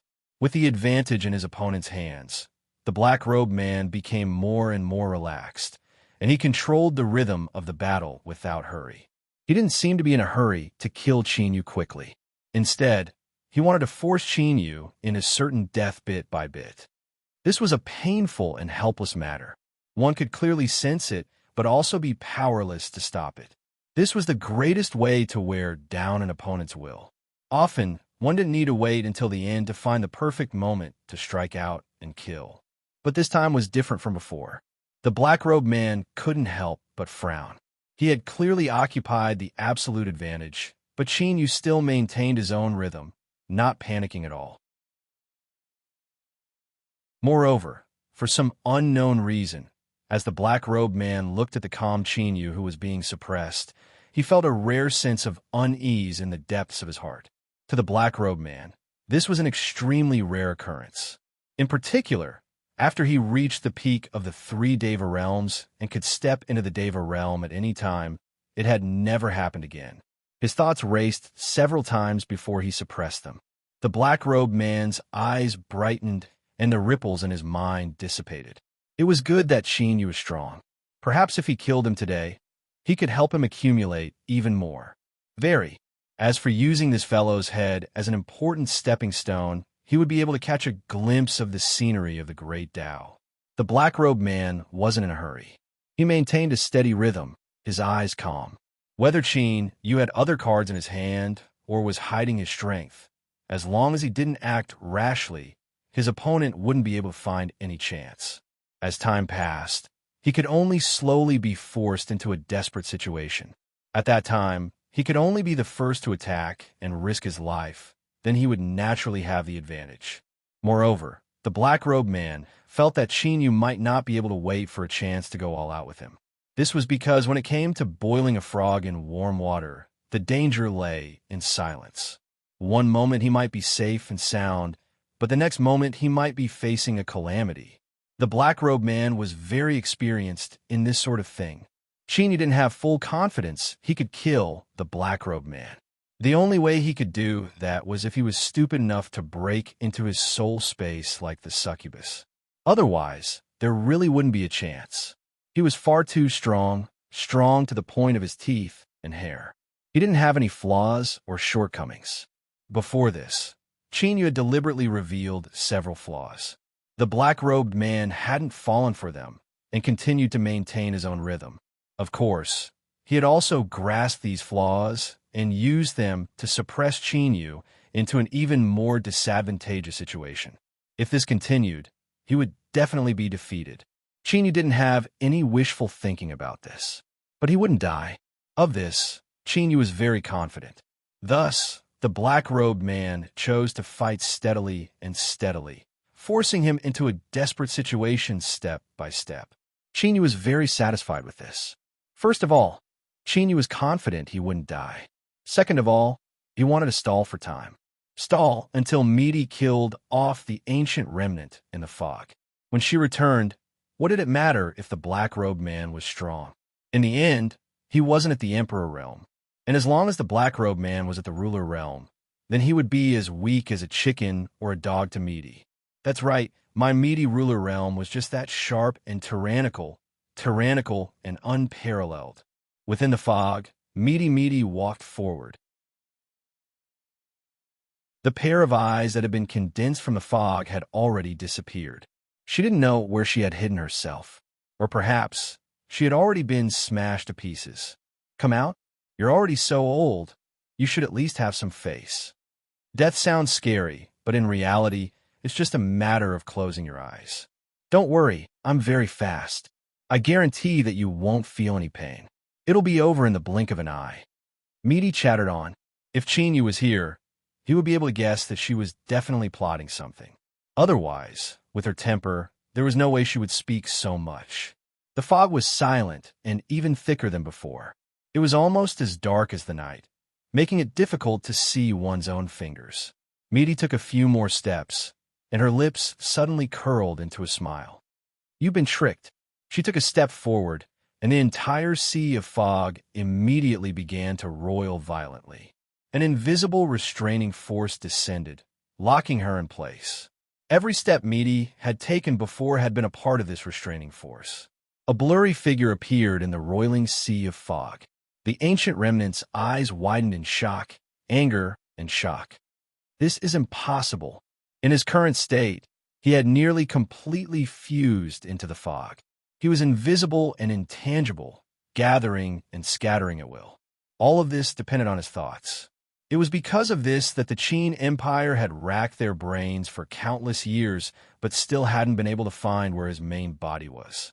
Thus, they had tacitly agreed to the existence of the Broken Heaven Mountain Range's monster race dominion. But today, he was completely unaware that someone had walked a full circle around the fog. He had fallen into chains. The horror in his heart could be imagined. Meaty smiled. In this world, there are many inconceivable things. You are so young, so how many have you seen?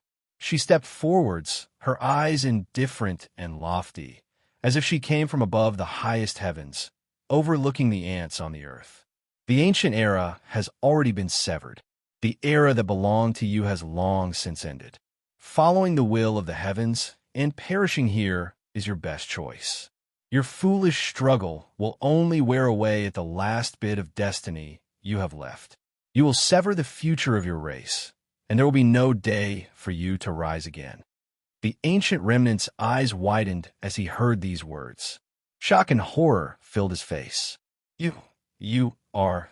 The fear and trembling this time, as well as the momentary lapse in his mind, had completely severed his life force. This was the same as personally sending himself to the gates of hell. The chains that wrapped around the ancient remnant's body instantly sank into his body, completely suppressing him. There was no way for him to fight back. The meaty figure instantly appeared in front of him, a mocking smile on her face. "I'm not. Little fellow, you have been tricked." The ancient remnant's eyes widened, but before he could make a sound, a finger pointed at his forehead. The light in his eyes instantly dimmed, and with it, the meaty face opposite him also dimmed. She rubbed her forehead, a look of exhaustion on her face that couldn't be concealed. At the ruler level, there was no way for her to kill this ancient remnant in front of her. Even if the meaty figure had taken the initiative and schemed against this ancient remnant, causing him to tremble in fear and nearly lose his life. But that final finger and the previous shackles still consumed his energy. More importantly, he couldn't replenish it. Looking at the ancient remnant that dissipated into the fog, the meaty figure revealed a helpless look. What a pity. If she could eat him, then not only would she not have suffered a loss, but she would have made a massive profit. But this ancient remnant's divine soul had long since withered away. If it were in the past, she definitely wouldn't have feared him. After all, she was a perfect level long-lived species and ate without any qualms. But now wasn't the time. If she ate him and was contaminated by the source of destruction, then the gains wouldn't make up for the losses. She sighed and couldn't help but rub her forehead again. After several breaths of time, her complexion returned to normal. Then, she turned and looked down. Her lips twitched.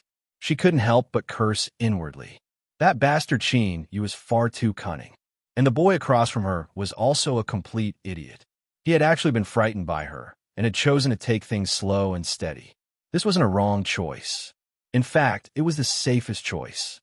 But the key problem was that the situation wasn't right. Of course, it was also possible that the black-robed man felt that the ancient remnant was too strong and wouldn't lose. If you considered it from this angle, then who are you looking down on? You deserve to die. Schwa, Meaty's figure moved. The sea of fog above his head was like a leaking river as it tumbled downwards. The black-robed man, who was fighting Qin Yu and waiting for a chance to kill him in a single strike, suddenly felt his complexion change and his heart violently contract. He looked up and saw the scene of the sea of fog falling down above his head. It was vast and boundless. Along with it came fear and despair that caused his heart to palpitate and his instincts to tremble. The ancient remnant had been defeated and had even been killed. Otherwise, there was no way the sea of fog in the skies would have fallen into someone else's hands. Thinking of this, the black-robed man didn't hesitate to attack and launch a sure-kill plan against Qin Yu. It wasn't that he harbored resentment in his heart and wanted to drag Qin Yu down with him. Rather, it was a simple move to rescue Qin Yu.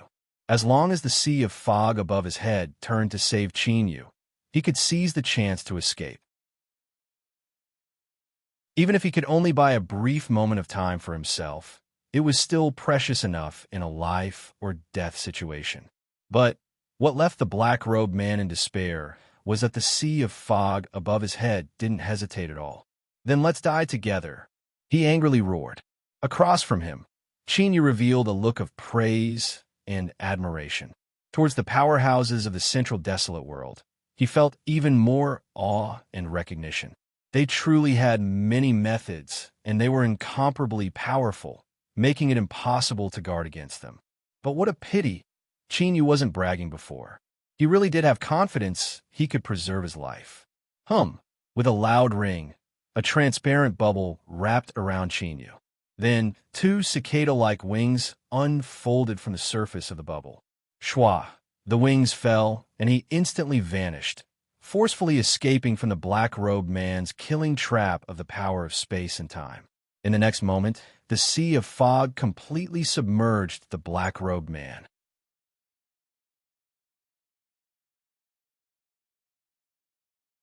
Chapter 1690. Outside the Skybreak mountain range, amongst the white clouds, the imperial scholar furrowed his eyebrows, surprise in his eyes. He didn't think that his plan would be broken, but it was clear that the development of the situation had surpassed his expectations. The imperial scholar didn't intervene, nor did he intend to bring things back on track. After all, Niu Dingtian was a difficult person to deal with. Otherwise, the Niu family would have been destroyed long ago. Interesting, the imperial scholar muttered. He looked at the endless fog in the distance. This Tao protector of the heaven-splitting sword sect had hidden more than he had imagined. Moreover, these methods didn't seem to be the ability of the heaven-splitting sword sect. However, these great sects with long inheritances were like centipedes that died but never fell down. Their roots were extremely deep, so it was normal for them to have some unknown things. Although they had failed this time, they had suffered losses. To Great Qin, this was still an acceptable situation. The ancient people hidden in the fog had perished, and the monster race of the Skybreak mountain range had suffered great losses. There was no longer a need for the monster race's autonomous territory to continue existing. Shwa, the imperial scholar, faintly smiled. He stepped forwards and vanished from sight. After eating a small meal, Midi's complexion was much better. She only smacked her lips, feeling a bit unsatisfied. For instance, the boy hidden under the black robes only had one spiritual soul and two physical souls. He hadn't even eaten 2 bites before he was finished. She glanced at Chinyu and sneered. Now do you understand what it means to say that there is always a higher mountain and a stronger person? Chinyu nodded. The central desolate divine continent is truly filled with powerhouses. Humph! What kind of powerhouse is this? It's just child's play. Midi curled her lips. After she had swallowed up 1 spiritual soul and 2 physical souls, this boy could be considered crippled. Otherwise, after several hundred years passed and his 2 souls fused together, perhaps he really would become a difficult character to deal with. This matter has come to an end. Let's go. Midi reached out a hand. Niu Daodu, Yuan Qin, Yuan Hu, and the unconscious Miao Yu appeared in front of her. With a snap of her fingers, a faint light flashed on the surface of her palm. A winged flying fish appeared in front of everyone. Its body was now 100 feet long, and it respectfully floated in the air. Midi was the first to land.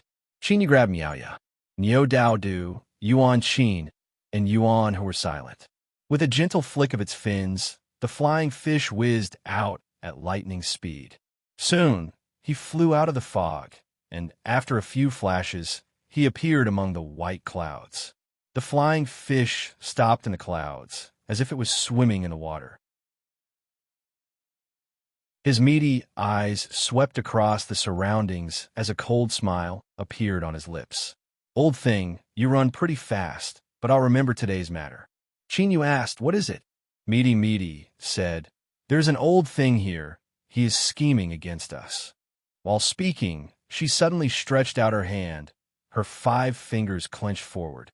A ball of white cloud fell into his hand. Suddenly, with a light pa sound, it shattered and dissipated. The flying fish moved its fins and quickly left the white cloud, disappearing into the distance. The imperial tutor, who was already far away, suddenly sensed something and turned his head to look in the direction of the Broken Sky mountain range. A faint smile appeared at the corner of his mouth. He thought that this path protector of the heaven-splitting sword sect was indeed a very interesting person.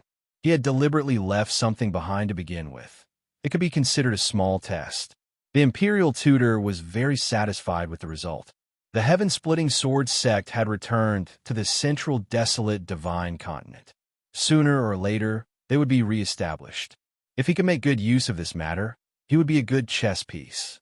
In particular, this path protector was so strong, and the successor of the heaven-splitting sword sect.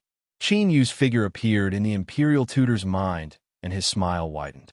He didn't know why, but he always felt that this junior left a deep impression on him.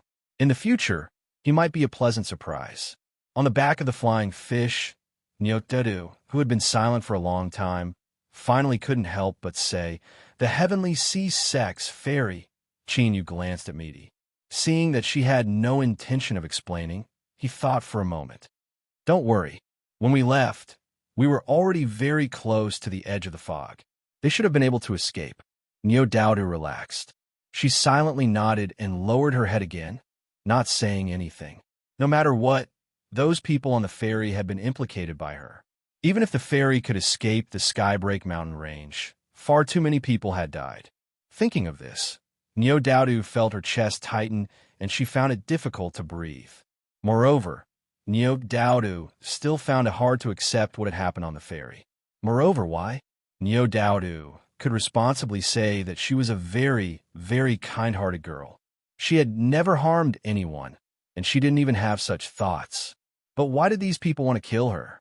This time, if it weren't for Qin Yu and Misty, she would have already died. Thinking of this, Nyoteru's entire body turned cold. She subconsciously reached out and hugged her knees, curling up her body. Qin Yu glanced at her and guessed what this little girl was thinking. He couldn't help but sigh inwardly. But there were some things that couldn't be persuaded. She could only think it through herself. He closed his eyes and continued to cultivate. The blood-red sea covered the skies. Niu opened his eyes and laughed out loud. Although he couldn't continue to descend and project himself beside Nyoteru, he could faintly sense the situation she was facing. The danger had passed. The Nyo family would soon find her. At that time, no one would be able to hurt Nyoteru anymore. As for whether or not those people would go back on their words, Niu wasn't worried. Unless they really wanted to die together, they wouldn't dare to do so. With a knot in his heart gone, Niu felt carefree. He stood up and stared at the blood-red skies above his head. "You're already dead. Do you think you can come back to fight me again? This broken place of yours should be completely destroyed." Boom! Niu took a heavy step and soared into the sky. He plunged into the blood sea alone, stirring up countless waves that roared and tumbled.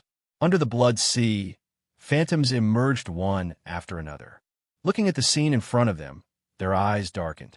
They had to admit that Niu Dingtian's strength was indeed terrifying. He was a human, but not only did he have an exceedingly high cultivation, his body was also strong enough to rival the strongest ancient remnant. It was simply incredible.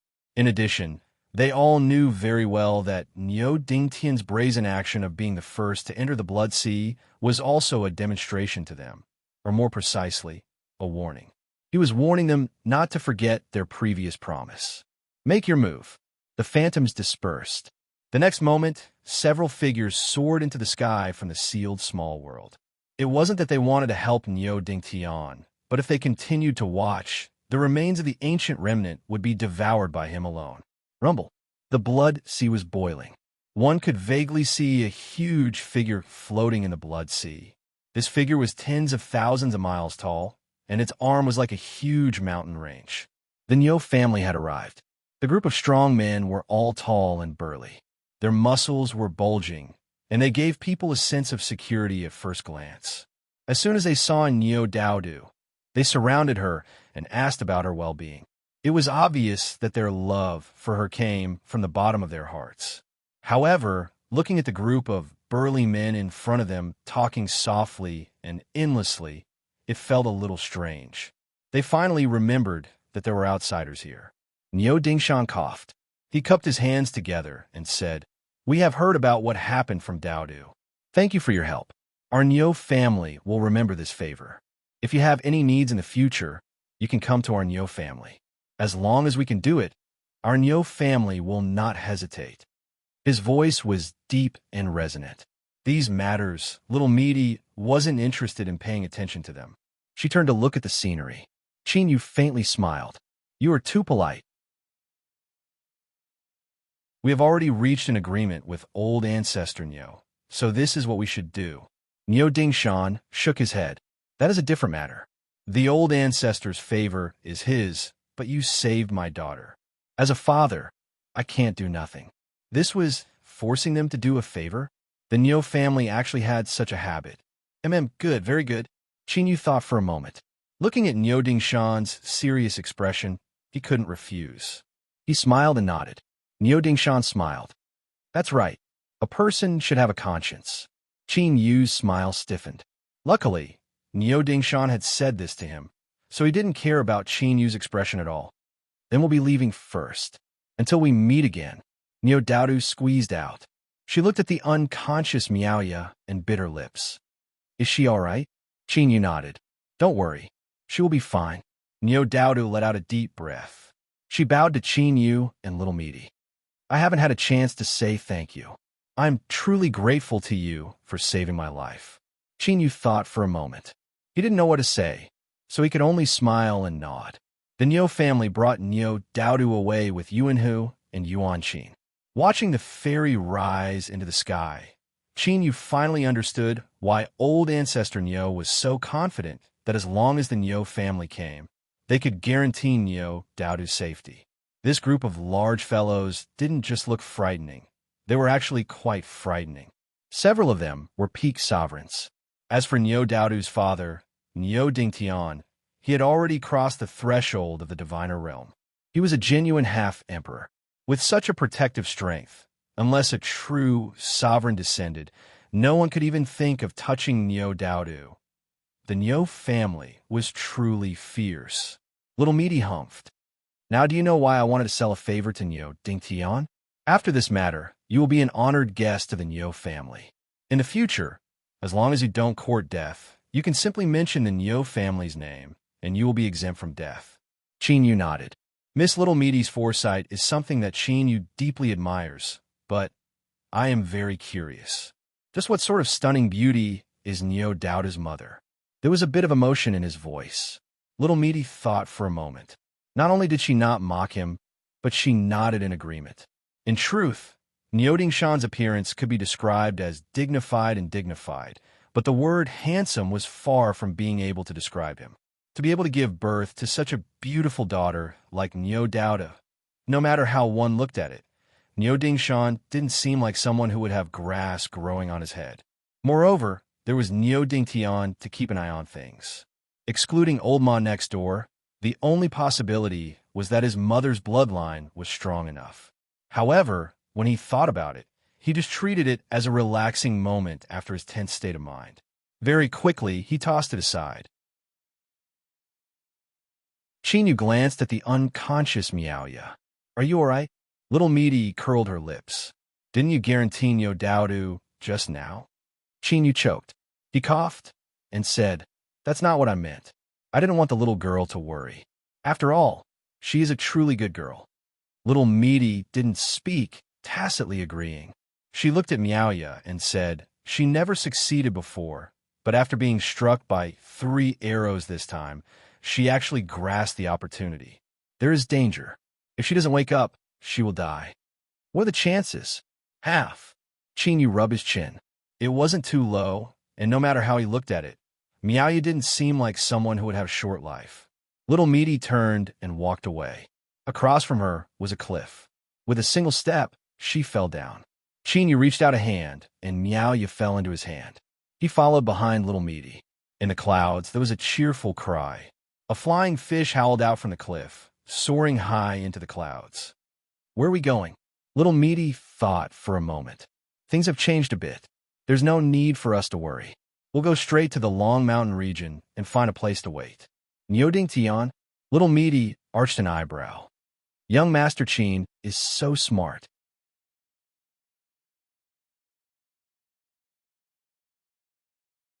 Chapter 1691. Waiting for someone wasn't something that required much skill, especially when the person they were waiting for was Niu Dingtian, a peak elder of the central wasteland divine continent.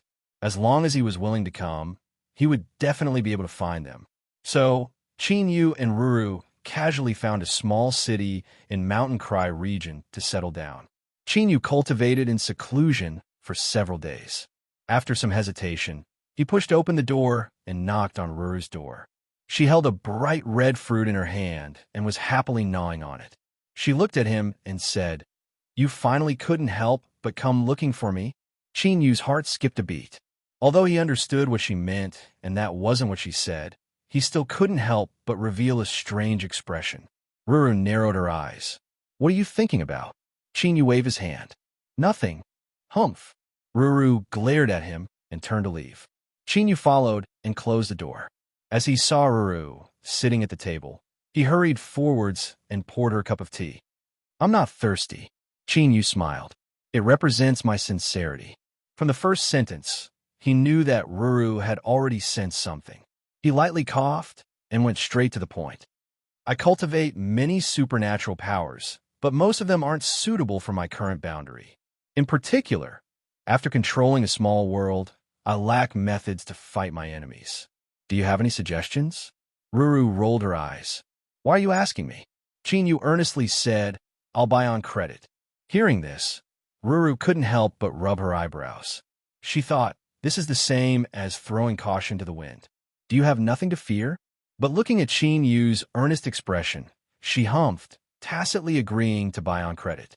She picked up her cup and took a sip. A smile lit up Qin Yu's face. Ruru viciously said, "What are you smiling about? Let me tell you, don't even think about reneging on your debt. There will be a time when you will pay back everything with interest." Qin Yu chuckled and nodded. Ruru gulped down her cup in 2 gulps.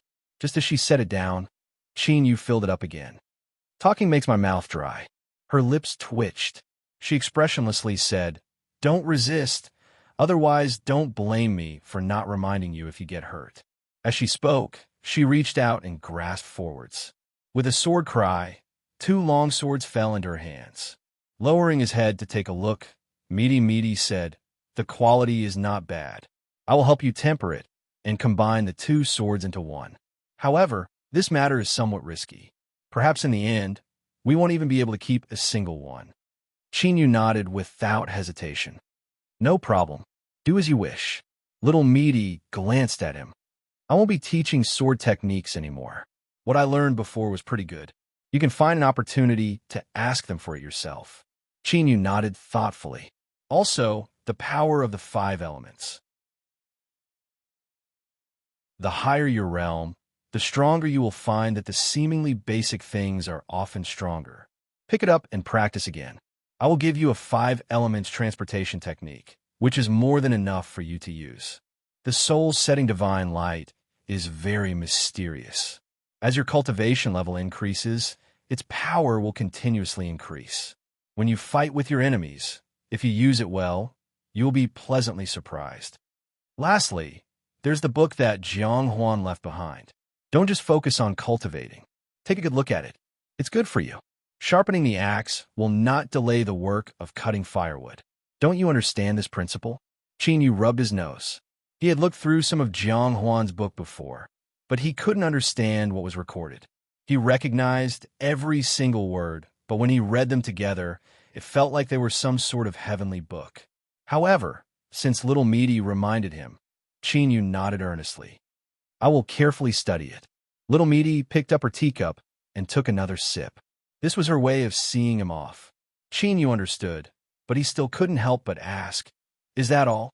Little Misty's face sank. "Don't bite off more than you can chew. Young Master Qin, you seem a bit muddled today. What happened to your previous cleverness?" If he wasn't in a good mood, he should quickly withdraw. Qin Yu stood up, cupped his hands together, and left. The door closed. Little Misty clenched her teeth. She looked down at the 2 swords placed in front of her. Just this matter alone required a great deal of effort. This fellow Qin Yu, he only knew how to cause trouble for her every day. On the 15th day of the small city's seclusion, Niu Dingtian arrived. This time, it wasn't a projection, but a true big shot of the central wasteland divine continent. In that moment, time and space came to a standstill, covering the entire small city. Everything in the city seemed to be frozen in the river of time. Chinyu awoke from his cultivation. His eyes shot open, and he discovered that at some unknown time, little Meaty had appeared beside him. He relaxed. Nyoding Tian, if you want to come, then come. Is there a need to make such a big commotion? Or are you preparing to have a falling out with me this time? Little Meaty coldly sneered, her tone unfriendly. The door was pushed open from the outside. Nyoding Tian stepped in and glared at Little Meaty. If I really wanted to attack you, would there be a need to go through so much trouble? He confidently sat down.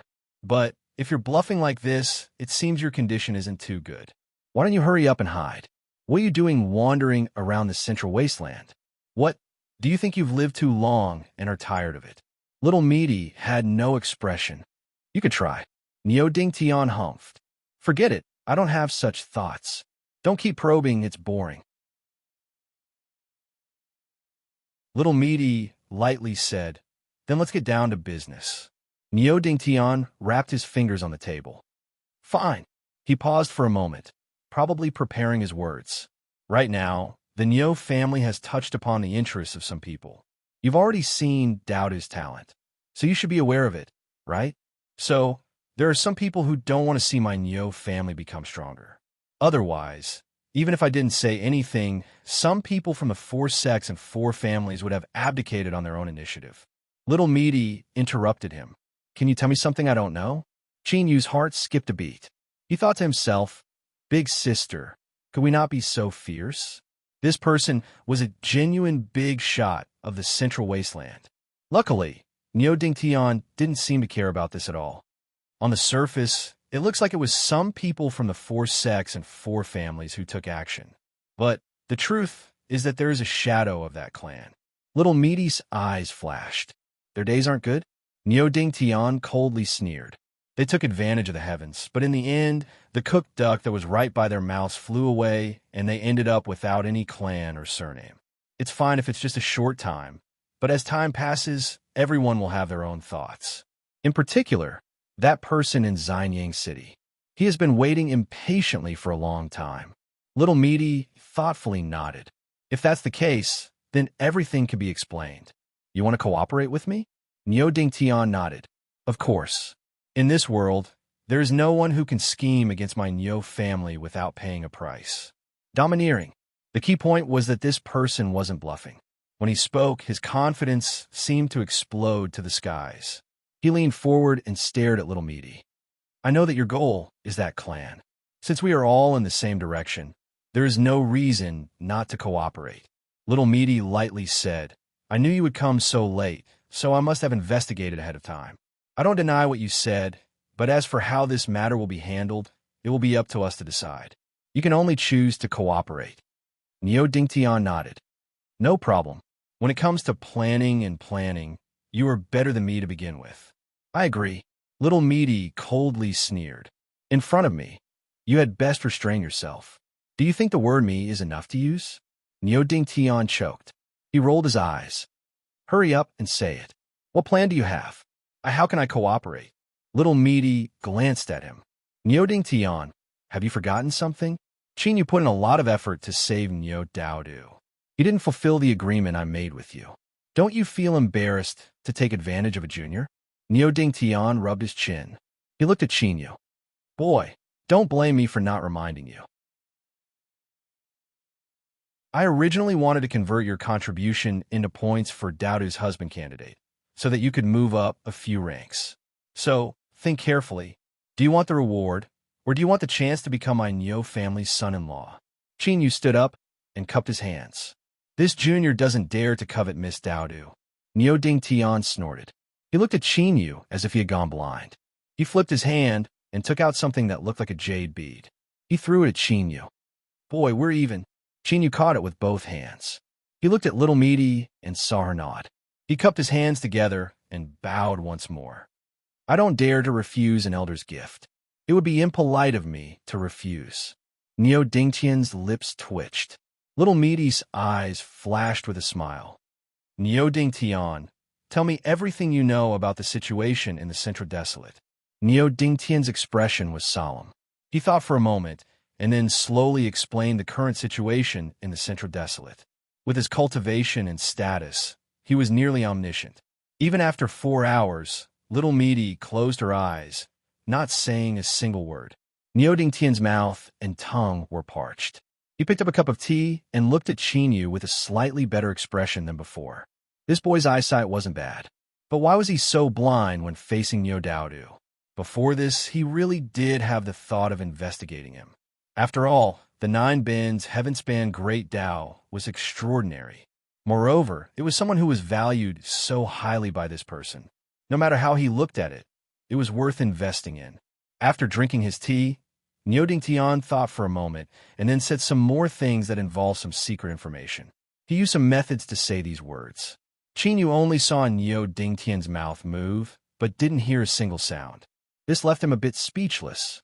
Big boss, couldn't you just hide a little? For better or worse, you should at least maintain your self-esteem. All right, that's all. If there's anything you don't understand, you can ask me. Niu Dingtian gulped down his tea and glanced at Qinyu. Qinyu hurried forward and refilled his cup for the big boss. Little Meaty was silent for a moment. Then, she finally opened her eyes. I have a rough idea. She looked at Niu Dingtian. Next, we won't be going to the Long Mountain region. Niu Dingtian nodded. Pork knuckles delivered right to your doorstep aren't tasty. I understand that. He flipped his hand and took out a token. This is something that an old thing owed me a favor many years ago. It's been many years, but I've never used it. If you think it's useful, then take it. Little Meaty glanced at it. She reached out and took it. She weighed it in her hands. It looks like you also approve of my plan. If there's nothing else, then it's settled. Qin Yu's eyes widened. He was left speechless. What is settled? The two of them had only whispered a few words, and one of them spoke while the other listened. Besides that, there was no other communication. How could it be settled? I don't even know anything. Niu Dingtian stood up. All right, if there's anything, you know where to find me. I'll be leaving first. There's something I need to do, and I'll add fuel to the fire. Shua. Stepping out, Niu Dingtian vanished from sight. In the next moment, time and space in the small city began to flow once more. The people in the city continued with what they were doing just now, completely unaware of what was happening. Niu Daoda glanced at Qinyu. We should also leave. After checking out of the room and leaving the small city, Niu summoned the flying fish. The two of them sat on it, and the flying fish soared into the skies. Qinyu coughed. Let's go to Swallow Mountain. Since the heaven-splitting sword sex sign has already appeared, we might as well use it. Little Meaty lightly said. Qinyu rubbed his face. Can you explain in more detail? Little Meaty said, I suggest that you take advantage of this time to cultivate, especially in the aspect of swordplay. Strive to reach a decent standard. Otherwise, if you are beaten to death, don't blame anyone else. Qinyu felt a bit of a toothache. It's more dangerous than the fairy? Little Meaty nodded. Qinyu took a deep breath. He sat down cross-legged, and his consciousness entered his soul space. The sun and moon rose in the east and set in the west. Their light shined in all directions. Qinyu didn't feel any discomfort. Rather, he felt warm and comfortable. Purple moon, blue sun, I have come to learn swordplay from you. Little Meaty had said that Qinyu's swordplay wasn't bad. But the truth was that the only swordplay he had truly studied was the sun and moon swords. As for Purple Moon and Blue Sun, they were the key to him being able to use this sword. Shua, Shua. 2 figures appeared in front of him. They respectfully bowed. Greetings, master. Their voices were respectful. Qinyu waved his hand. There is no need to be so polite. Blue Sun shook her head, her expression still cold. Etiquette cannot be discarded. She lifted a hand. A small sword condensed, its entire body shining with a golden light. This servant's swordplay is the extreme Yang sword art. Purple Moon smiled. She also condensed a small sword. This servant's swordplay is the extreme Yin sword art. Master, please focus. Whoosh, whoosh. 2 sword phantoms instantly submerged into Qin Yu's soul. His consciousness trembled, and he withdrew from his soul space. Countless memories appeared in his mind. The extreme yin and extreme yang sword arts began to rapidly evolve. This was an inheritance technique that only the peak sects were able to control. It was used by an elder of the sect to directly brand supernatural abilities into the soul of a disciple. Of course, the cultivation of the person who did this would greatly influence the final result. Thus, taking someone as a master was also a technical matter. As for Purple Moon and Blue Sun, they were existences with astonishing origins and had existed for a long time. As for their inherited sword arts, they had already perceived them to a transcendent boundary. When the two of them displayed the divine transmission technique to Chinyu, they had transmitted their true essence to him. As Chinyu closed his eyes and concentrated on absorbing the sword arts, the figures of Purple Moon and Blue Sun appeared in his soul space. They bowed together. The spirits of the extreme Yang Star and extreme Yin Star palaces greet you. Little Meaty's voice echoed out in his soul space. Remember, starting from today, you only have one master, Chinyu. The extreme Yang Star and extreme Yin Star palaces have been destroyed, and there is no possibility of them ever reappearing. Purple Moon and Blue Sun revealed a sad expression. Yes, this servant understands. Very good. Little Meaty's voice vanished.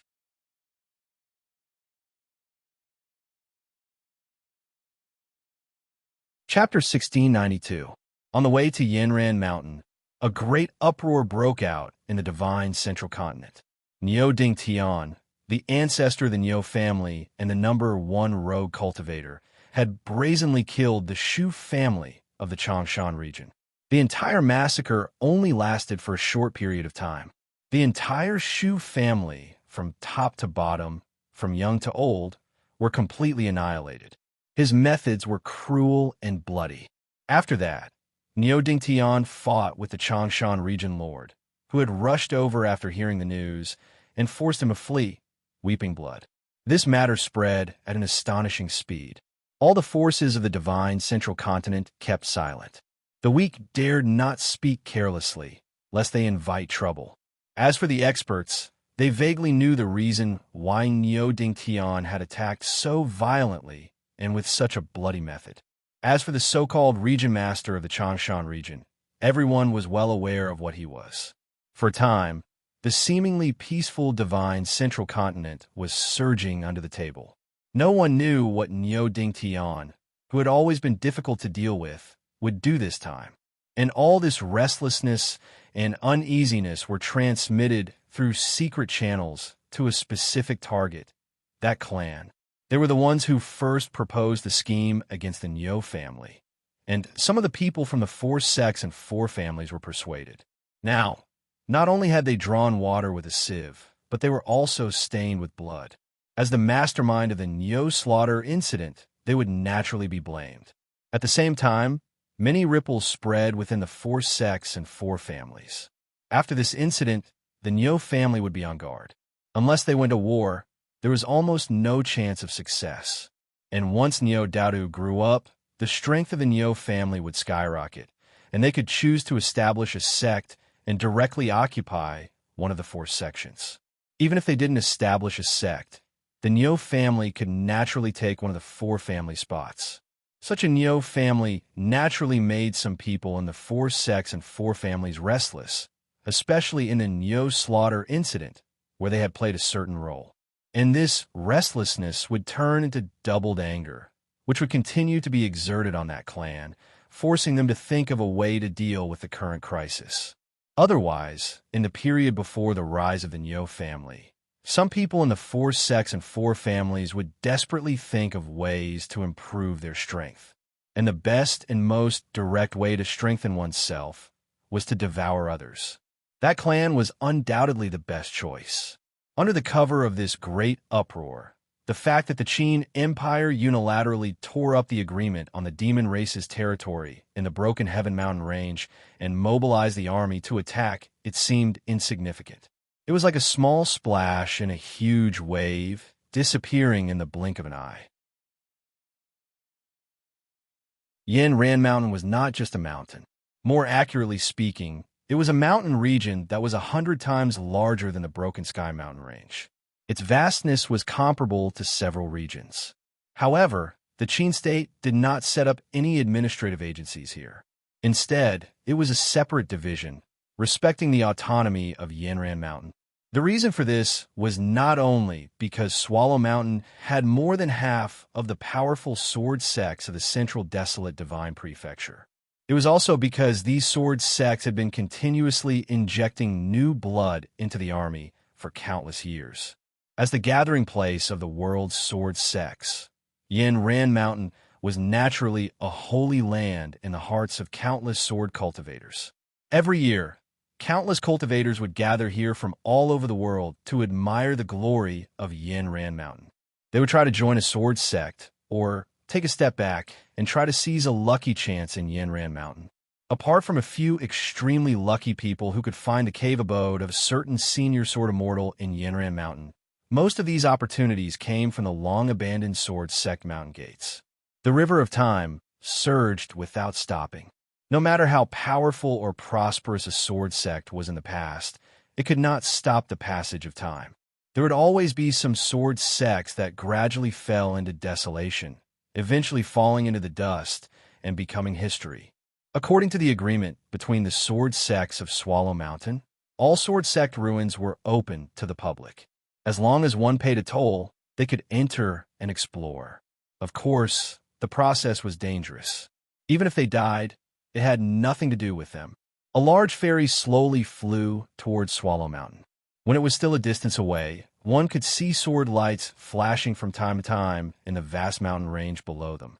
Some whistled into the distance, some soared into the sky, and some soared into the sea of clouds. Even though the distance was very far, one could still feel the cold sword intent. This caused the people who were already standing on the deck of the ferry to reveal expressions of yearning. Swallow Mountain, I've finally arrived. Even if I die here, I will have no regrets. A white-haired, old sword cultivator's face was covered in tears. His body was trembling from excitement. When the surrounding cultivators saw this, they did not mock him. Instead, they felt sad and emotional. The Central Desolate Divine Continent was far too large.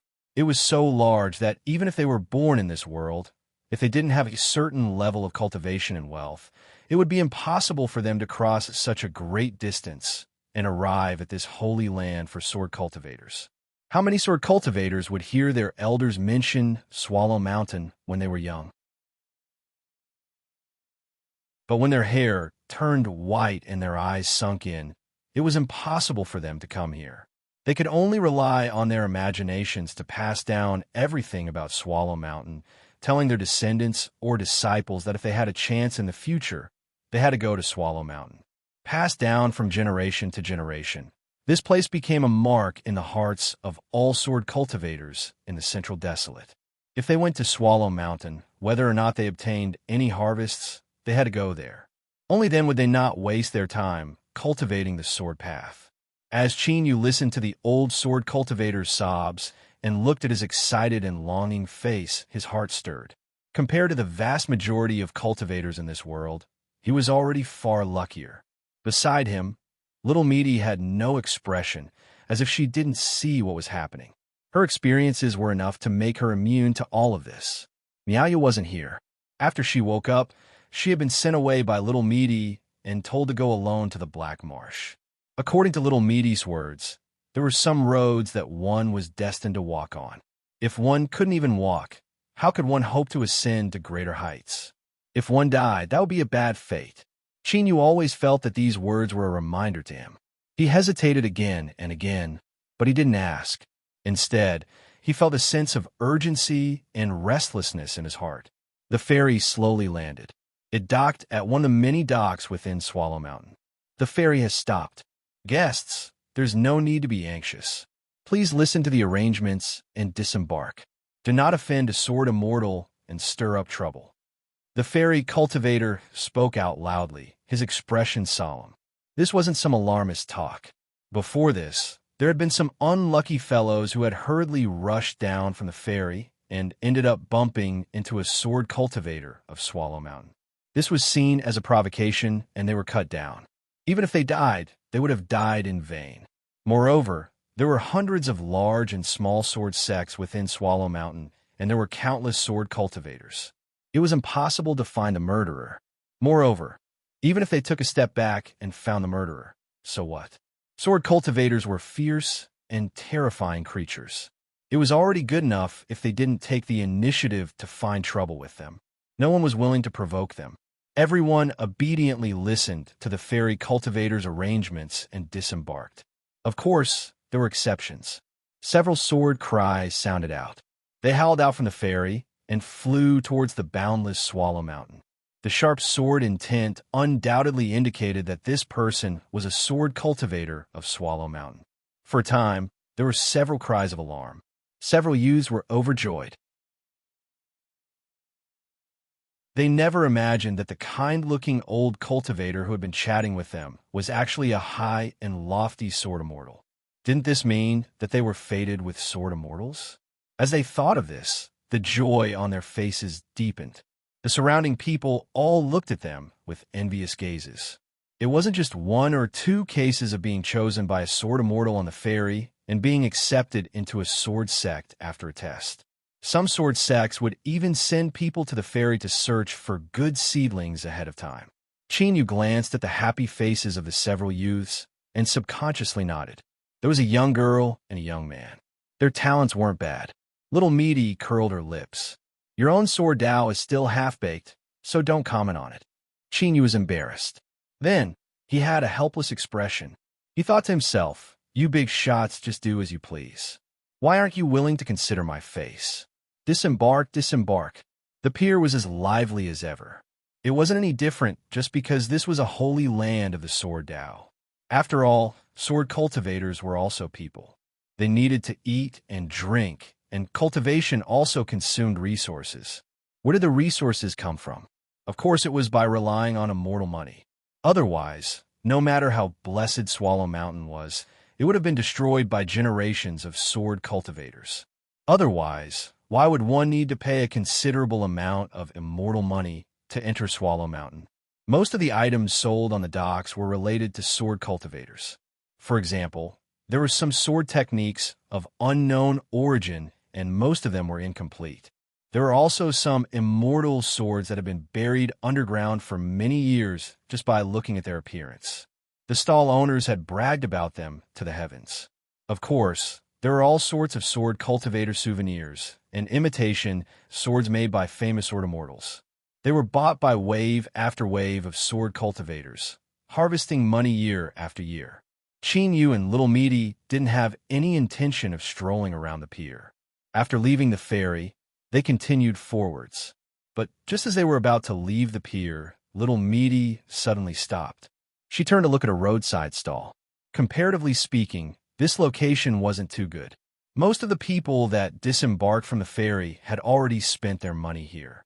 And before leaving Swallow Mountain, because they had already experienced impulsive spending once, cultivators would restrain themselves a great deal. This also led to a skinny old man setting up a roadside stall that hadn't opened for business yet. Just as he was thinking about whether or not he should grit his teeth and rent a better location, his eyes suddenly brightened. He hurriedly beckoned. 2 customers, please come over and take a look. I sell all sorts of treasures at a low price. I'm not deceiving anyone. Little Meaty walked over. She reached out a hand and picked up a badly decayed and rusty short sword. How much? The old man remembered everything on the stall. He had an impression of each and every one of them. This was also the most basic professional accomplishment of a stall owner. 3 months ago, he had traded half a pot of inferior wine for this sword from an old drunkard. He originally thought that he could make a bit of money from its appearance, but the result was that no one had ever shown interest in it. If he continued to suppress it, he would have to sell it by the kilogram to all sorts of immortal swords. Otherwise, it would take up space. The old man coughed and gave a thumbs up. Fairy Maiden has good eyesight. This immortal sword has a long history, and its origins are astonishing. If it weren't for some accident occurring in my family, I absolutely wouldn't have. Before he finished speaking, he was interrupted. Little Meaty said without expression. How much? The old man wasn't angry. Rather, he was overjoyed.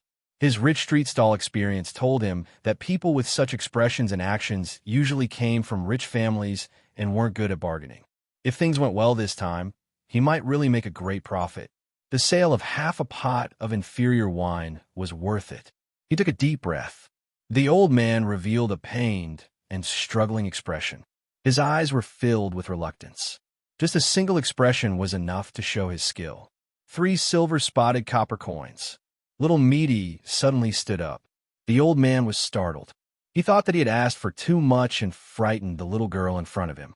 If he had miscalculated, he should have reported a bit less. But little girl, you really don't understand the way of business and commerce. If I quote a price, you can still bargain, but don't just leave. Just as the old man was about to urge her to stay, Little Meaty turned her hand and put away the short sword. Give me the money. Chin had already prepared 3 silver-spotted copper coins. He faintly smiled and placed them on the stall. Please inspect them and put them away. The old man was in a trance. He picked up the 3 copper coins and nodded after confirming they were correct. Then he saw the 2 people in front of him turn and leave, soon vanishing without a trace.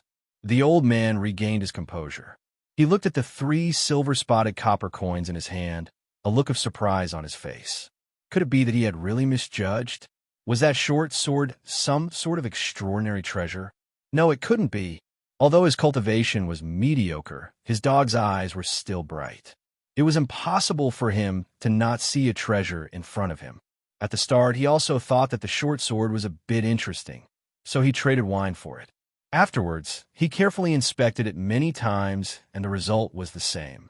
It was a piece of scrap metal. It wasn't even worth a single black gold coin. To be able to exchange it for 3 silver-spotted copper coins was already a great profit. This was truly the case of not opening a stall for 3 years, but opening one could eat for 3 years. Sensing the envious gazes of the surrounding stall owners, the old man's last bit of doubt dissipated. He turned his hand and put away the 3 silver-spotted copper coins. He casually rolled up all the items on the stall and picked them up, walking away. He had earned a great deal of money. In order to avoid any complications, he couldn't stay here any longer. Although it was a bit of a pity that he hadn't paid the stall rental fee yet, compared to the 3 silver-spotted copper coins, it wasn't anything at all. He would lie low for now and then switch to another pier in a few days. As he left the pier, Chin Yu lowered his voice. Something good. Little Meaty nodded. Chin Yu sighed with emotion. He thought that this was his meat. Picking up scraps was as simple as eating and drinking. Moreover, he didn't feel any excitement afterwards. Just how many scraps had she picked up in order to cultivate to such a level? Just thinking about it left him envious. Not too far away was the entrance to Swallow Run Mountain. Of course, the entrance was only a sign. One could also enter from other places. But if one didn't pay the toll fee and ran into the sword cultivators of Swallow Run Mountain, they might just glance at them and forget about it.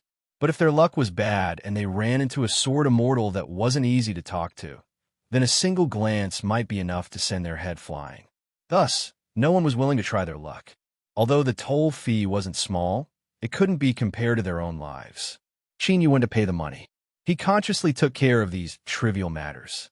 Then, he couldn't help but miss the days when Yang Fantan was here. It was easy to go from frugality to extravagance, but difficult to go from extravagance to frugality. These words weren't deceiving him. When he was paying the toll fee, he encountered an accident. The old sword cultivator who had come to Swallow Run Mountain on the same ferry had an ashen face. He didn't have enough money. Even though he had been frugal on the ferry, he still couldn't pay the toll fee.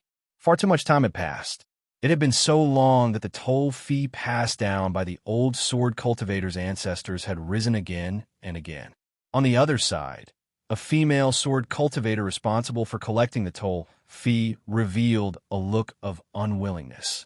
She wanted to say something, but was stopped by a glance from her companion. The rules of Swallow Run Mountain were set by all the sword sections. Although the 2 of them were in charge of this mountain gate, they didn't have the qualifications to break the rules.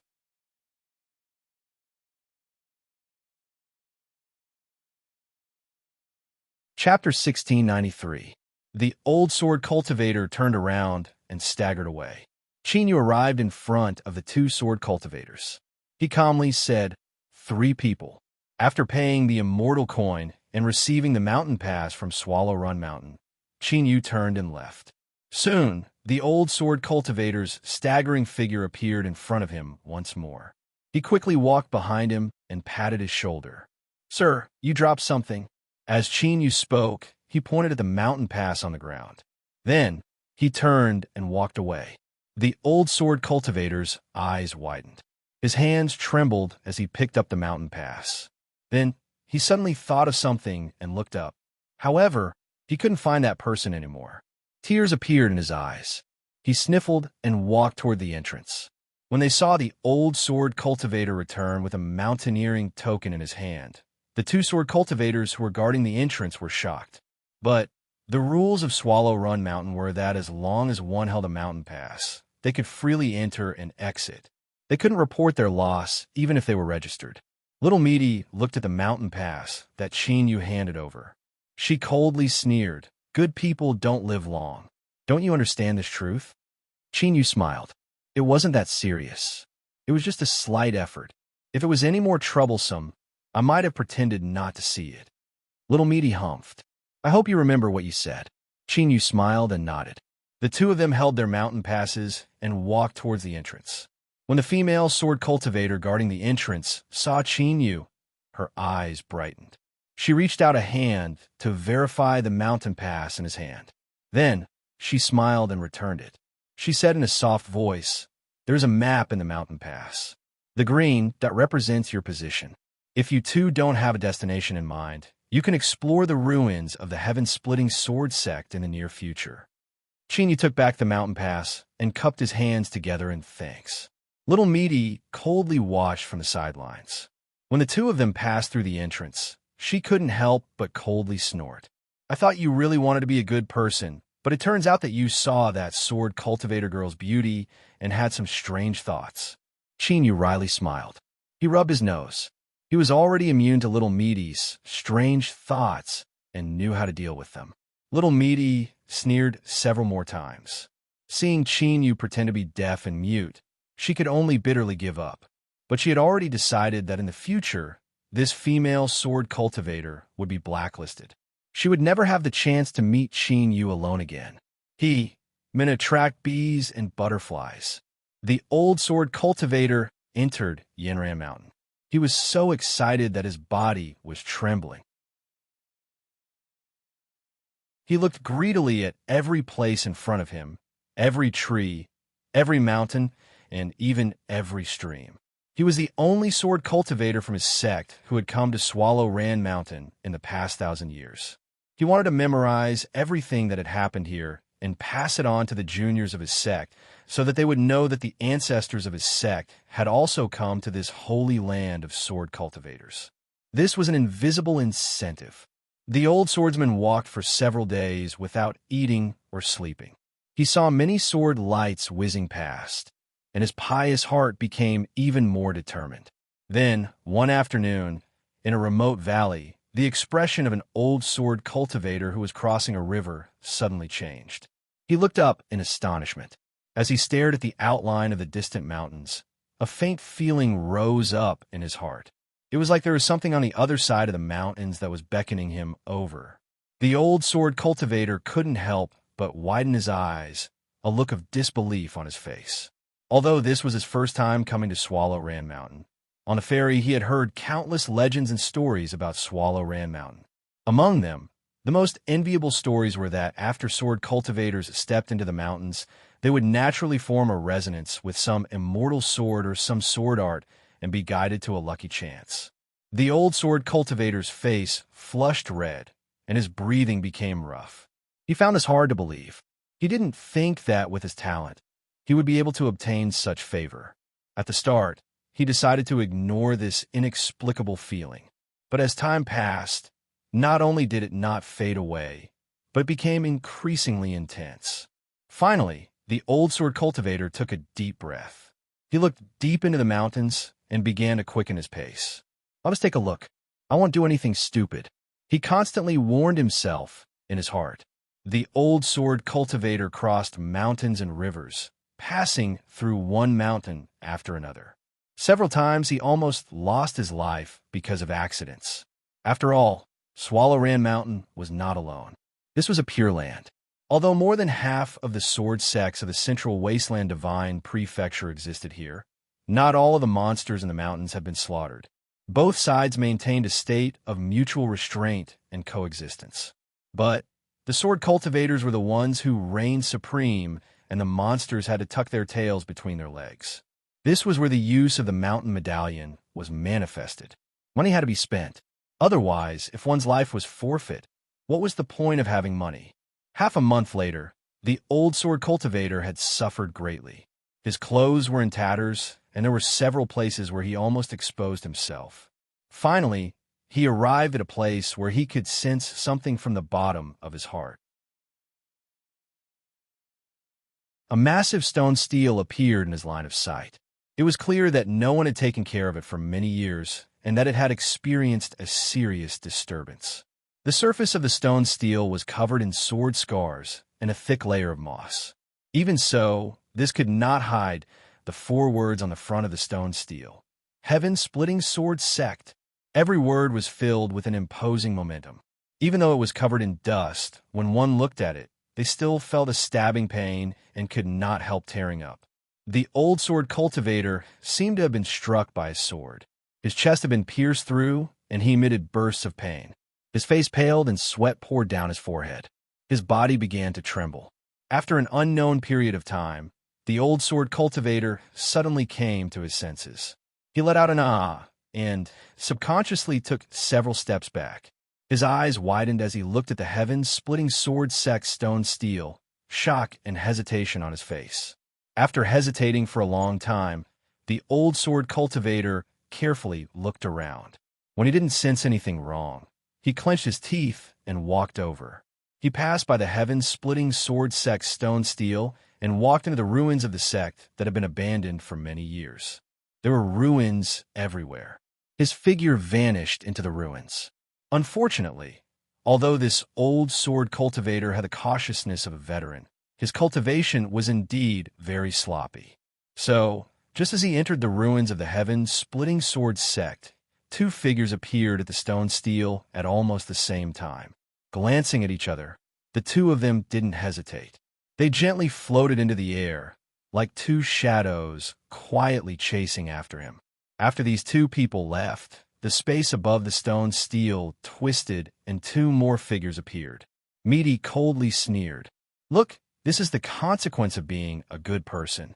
If he couldn't enter Swallow Sky Mountain, he might have been able to safely return home. But now, humph humph, that's hard to say." Chinyu rubbed his nose. He had to admit that what Misty said was the truth. Cough. What I am more curious about is just what lucky chance did this old mister obtain? As he spoke, he pointed a finger at himself and Misty. The 2 of us, the so-called Tao Protector of the Heaven-Splitting Sword Sect and someone from the Inheritance Sect, have already been here for over half a month. But there hasn't been any movement at all. It really is a bit embarrassing. Moreover, I think that since you want to impersonate someone, it would be best if you mix the real and the fake. That way, it would be much more believable. Misty coldly sneered. If you want to save someone, then just say so. You've gone around in a circle and even used some stupid goading methods. Chinyu, do you think I can't see through you? Chinyu remained silent.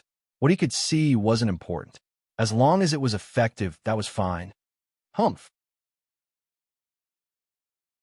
Misty coldly sneered. She grabbed Chinyu and stepped into the gates of the heaven-splitting sword sect. Open your eyes wide. I will let you see just what it means to broaden your horizons. As the old sword cultivator entered the heaven-splitting sword sect, his senses became much clearer, almost forming a kind of impatient urge. He didn't pause at all as he rapidly moved through the ruins. Of course, as he had said before, although his cultivation was an errand, he still had the cautiousness of an experienced veteran. He didn't reveal any of this. Along the way, he encountered many cultivators that wandered through the ruins of the heaven-splitting sword sect in search of lucky chances. None of them noticed him. As he moved forwards, he encountered fewer and fewer cultivators. When he looked all around and saw that the only one left was the old sword cultivator, he finally stopped. In front of him was a collapsed building. There were only some badly damaged traces left, but these traces spoke of its former glory and boundless momentum. The old sword cultivator took a deep breath. His eyes were filled with disbelief and a bit of longing. He reached out a hand and grasped forwards. Hum! The cry of a sword echoed in his ears. In the next moment, a sword shadow pierced through the ruins and howled into his hand. His fingers gripped the flying sword. The old sword cultivator shivered and tears streamed down his face. At this moment, he suddenly felt as if this sword was a part of him.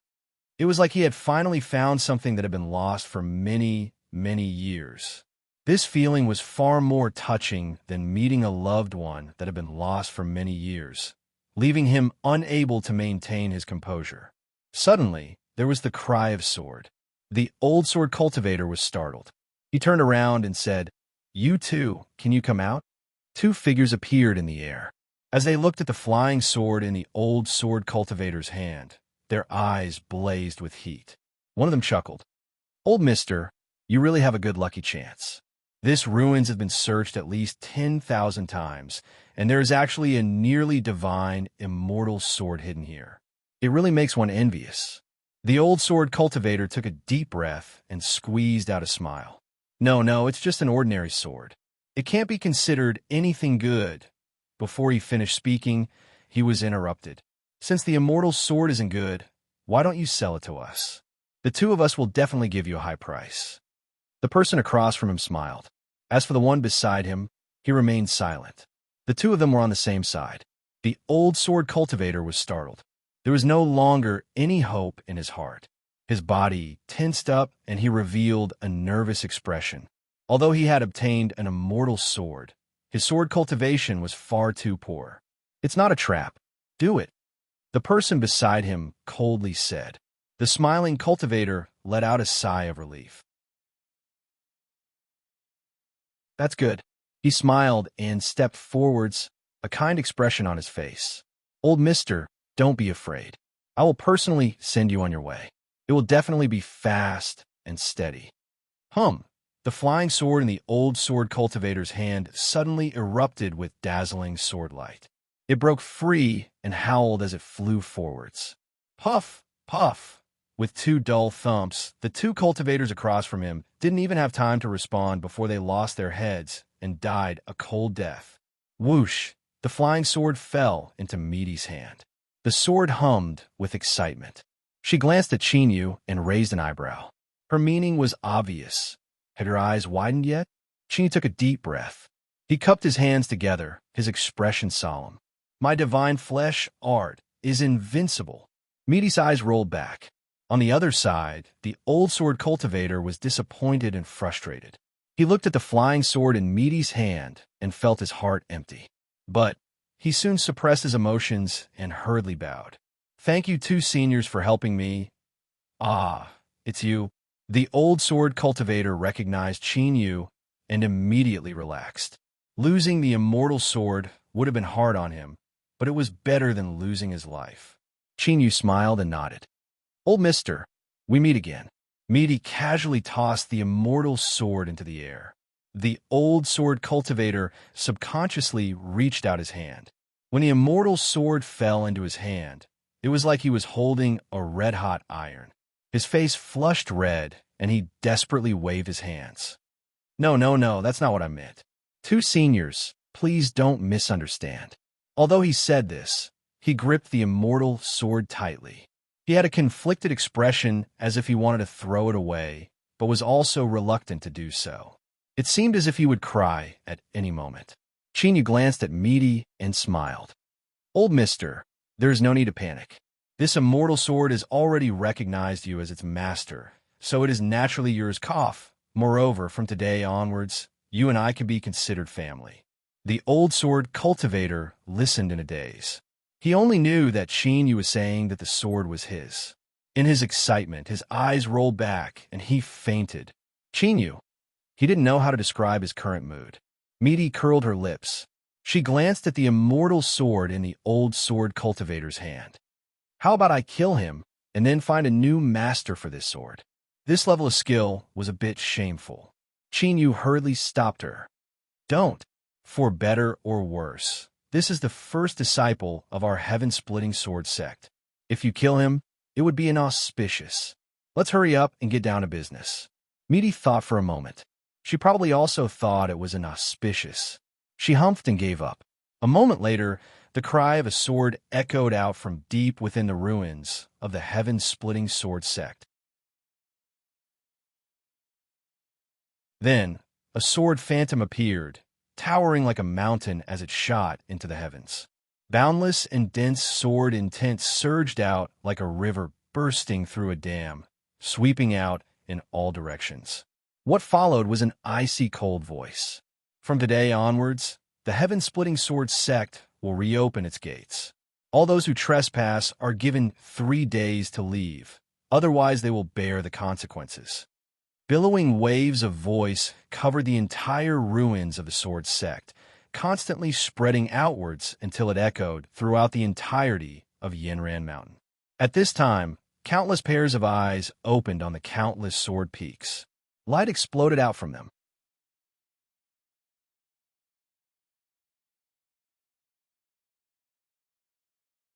Chapter 1694. Life was full of ups and downs. Moreover, it was a sword sect with a deep foundation and countless trump cards. This was the principle of a centipede dying but not falling down. There were hundreds of sword sects in Yanran Mountain, each of which had been passed down to this day. They had seen many revivals. But to be honest, this was indeed very difficult, especially for a sect like the Heaven-Splitting Sword sect. It had been in decline for a long time, and all its interest had been taken away. Now, it wanted to set up a brand again and ask others to return what they had taken away. How could there be such a good thing? Not to mention that an era had a different structure. The Heaven-Splitting Sword sect had been one of the 10 sword sects of Yanran Mountain, and even had a place in the Swordmaster Guild. According to the rules of Yanran Mountain, if the Heaven-Splitting Sword sect really reopened, they had to be given a place in the Swordmaster Guild. And the Swordmaster Guild had a limit of members. Only the 10 sword sects were qualified to enter. Who would want to see the Heaven-Splitting Sword sect jump out and cause trouble? But this did not mean that there were no benefits. For example, although the ruins of the Heaven-Splitting Sword sect have been explored for many years, some important areas were still sealed. If the reopening failed, the last foundation of the Heaven-Splitting Sword sect would be enough for them to take advantage of. But then again, who would be willing to do this without a diamond in the rough? Since they dared to set up the brand of the Heaven-Splitting Sword sect again, they must have some confidence. They might be the first to go up and take the lead, but they might not be able to gain too much of an advantage. If they were careless and died there, they might lose face and become a stepping stone for others. Fortunately, the people in Yanran Mountain were most concerned about the reopening of the Heaven-Splitting Sword sect, and most afraid of it. They were also the people they least wanted to see. They only needed to be patient and wait patiently to see what would happen. If it was a soft persimmon, then they would just laugh. If it was a hard persimmon, then they would laugh. What was so hard about it? Sword cultivators were people too. Traces of sword intent rose in the ruins of the Heaven-Splitting Sword sect. The sect's sword formation, which had long been damaged, actually showed signs of revival. All of this undoubtedly showed that they were not talking nonsense, but were genuine disciples of the Heaven-Splitting Sword sect. Today, they announced to Yanran Mountain that they had returned. The ownerless relic had suddenly become someone else's backyard. The cultivators, who had been excitedly exploring for opportunities, were obviously unhappy. But even though he was unhappy, idiots were rare. Not to mention that outsiders like them did not have the qualifications to stand out in Yanran Mountain. Just that voice from before covered a vast area and was filled with energy. It was sufficient to show the cultivation of the person who shouted, and it wouldn't be going overboard to say that the person who shouted was unfathomable and peerlessly powerful. Were they tired of living to make an enemy of such an unknown big shot? No one was an idiot but they desperately hoped that such an idiot would step forward and test the heaven-splitting swordsmanship sect's strength. Amidst these conflicting and tangled emotions, the cultivators in the heaven-splitting sword sect retreated like the tide. Of course, this did not prove that everyone feared the heaven-splitting sword sect. For example, this young sword cultivator had a beautiful maid and an old man by his side. The reason he could see that this person was a sword cultivator was because he carried a sword on his back. Not just that, but there were faint traces of sword intent that lingered around his body. This time I really came at the right time. I ran into something interesting. The young sword cultivator smiled, his expression extremely calm. The maid smiled. "Young master, your good fortune fills the heavens. There are lucky chances everywhere." The young sword cultivator reached out a hand and stroked her fair and delicate face. "I like the sincerity in your words." The old man wasn't dirty, but he was slovenly and gave off a feeling of destitution. The heaven-splitting sword sect has a long history. In order to avoid any accidents, young master should watch and not do anything about today's matter. The young sword cultivator nodded. "Don't worry, I'm not an idiot. I certainly won't be a chess piece for others." He stretched out his hand. The old man expressionlessly looked up. The maid stepped forwards on her own initiative, her chest puffed out. The young sword cultivator comfortably sighed, feeling as warm as spring. Qin Yu's eyebrows shot up. He glanced at little Meaty beside him. That's it. The people of Swallow Sky Mountain were far too obedient. When he told them to leave, they left one at a time, without even looking back. Wasn't it said that the sword cultivators of the central desolate divine continent were a bunch of arrogant and ruthless characters? It didn't seem like it. Little Meaty sneered. "What are you thinking? How could there be such a good thing in this world?" She looked back. "As a Tao protector, my matter is finished with my shout. Now, it's your turn." Qin Yu was shocked. Little Meaty coldly sneered. "Stop putting on an act. You should have already been mentally prepared.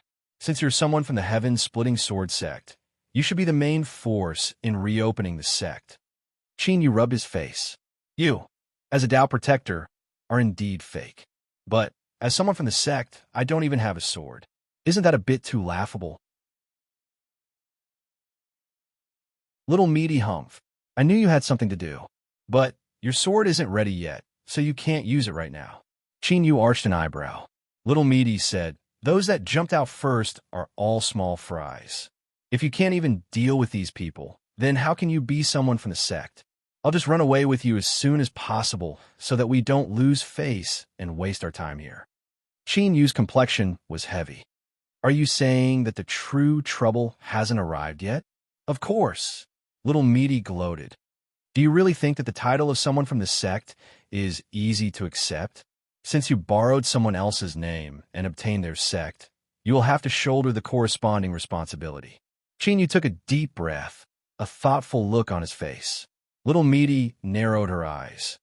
"Are you trying to persuade me to leave?" "Cough." Qin Yu had a calm expression. "What are you saying? How could I possibly think that? I just think that it's a bit strange that we've gone through so much trouble and taken such risks." Little Meaty coldly sneered.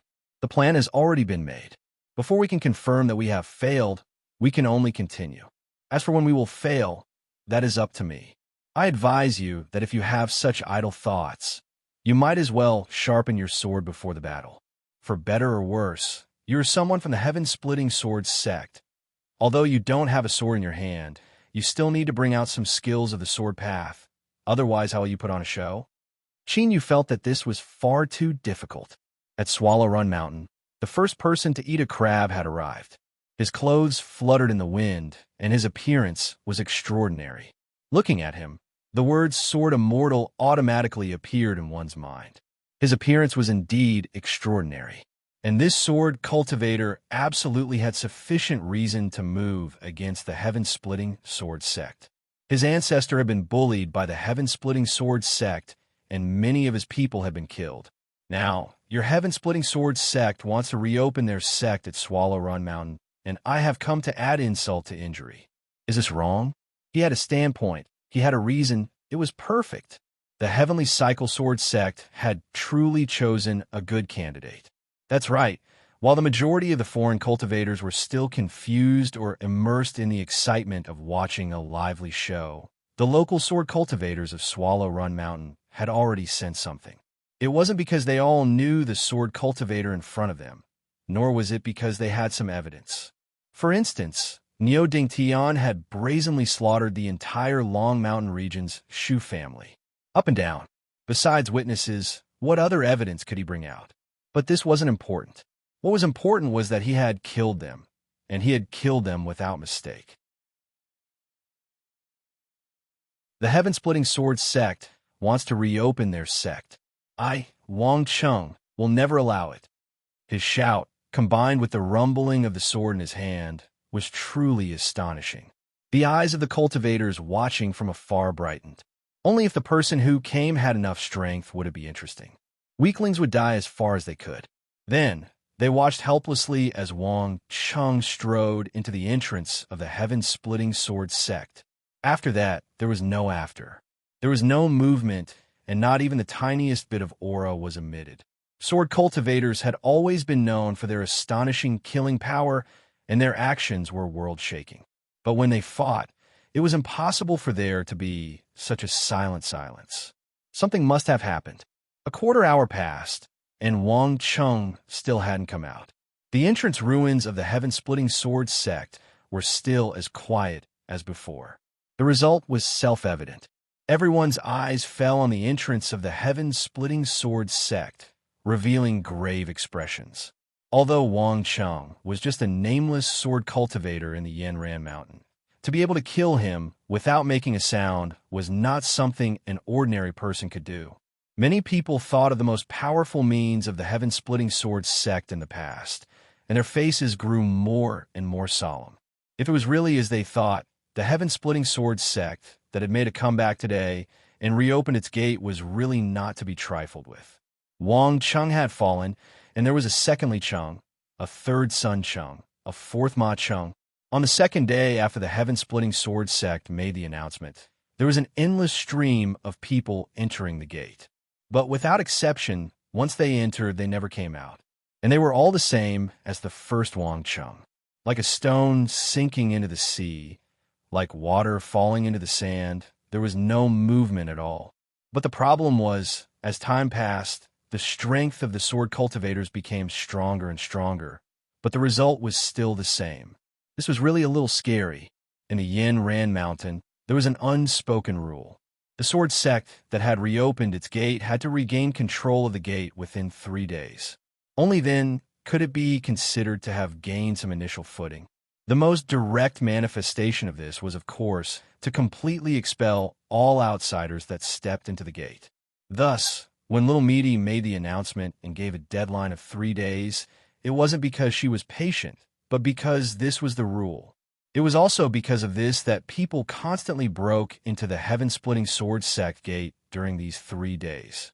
Up until now, the Heaven-Splitting Sword sect had remained as steady as Mount Tai, like a silent abyss that swallowed up all intruders, displaying extraordinary strength. But in reality, whether it was the outsiders or the local sword cultivators, they were all well aware that the true powerhouses had yet to make a move. At most, they were just probing the Heaven-Splitting Sword sect's strength through these actions. But with people quietly disappearing one after another, this goal had clearly failed. Moreover, if this continued, it would instead help the Heaven-Splitting Sword sect quietly gather momentum. Thus, those with a discerning eye knew that this situation could not continue. Soon, a change would occur. On the third day, the tranquility of the night was broken by the cry of a sword as the 9 suns rose into the sky. Whoosh! The sword light faded, revealing a tall and straight figure. He wasn't young, but his sideburns were white. His empty sleeves fluttered in the wind. One of his arms had actually been cut off. But now, as this person appeared, no one dared to underestimate him in the least.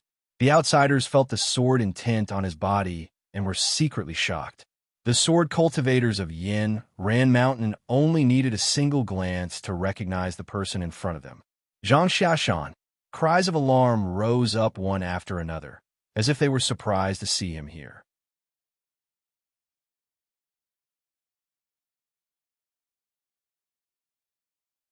Chapter 1695.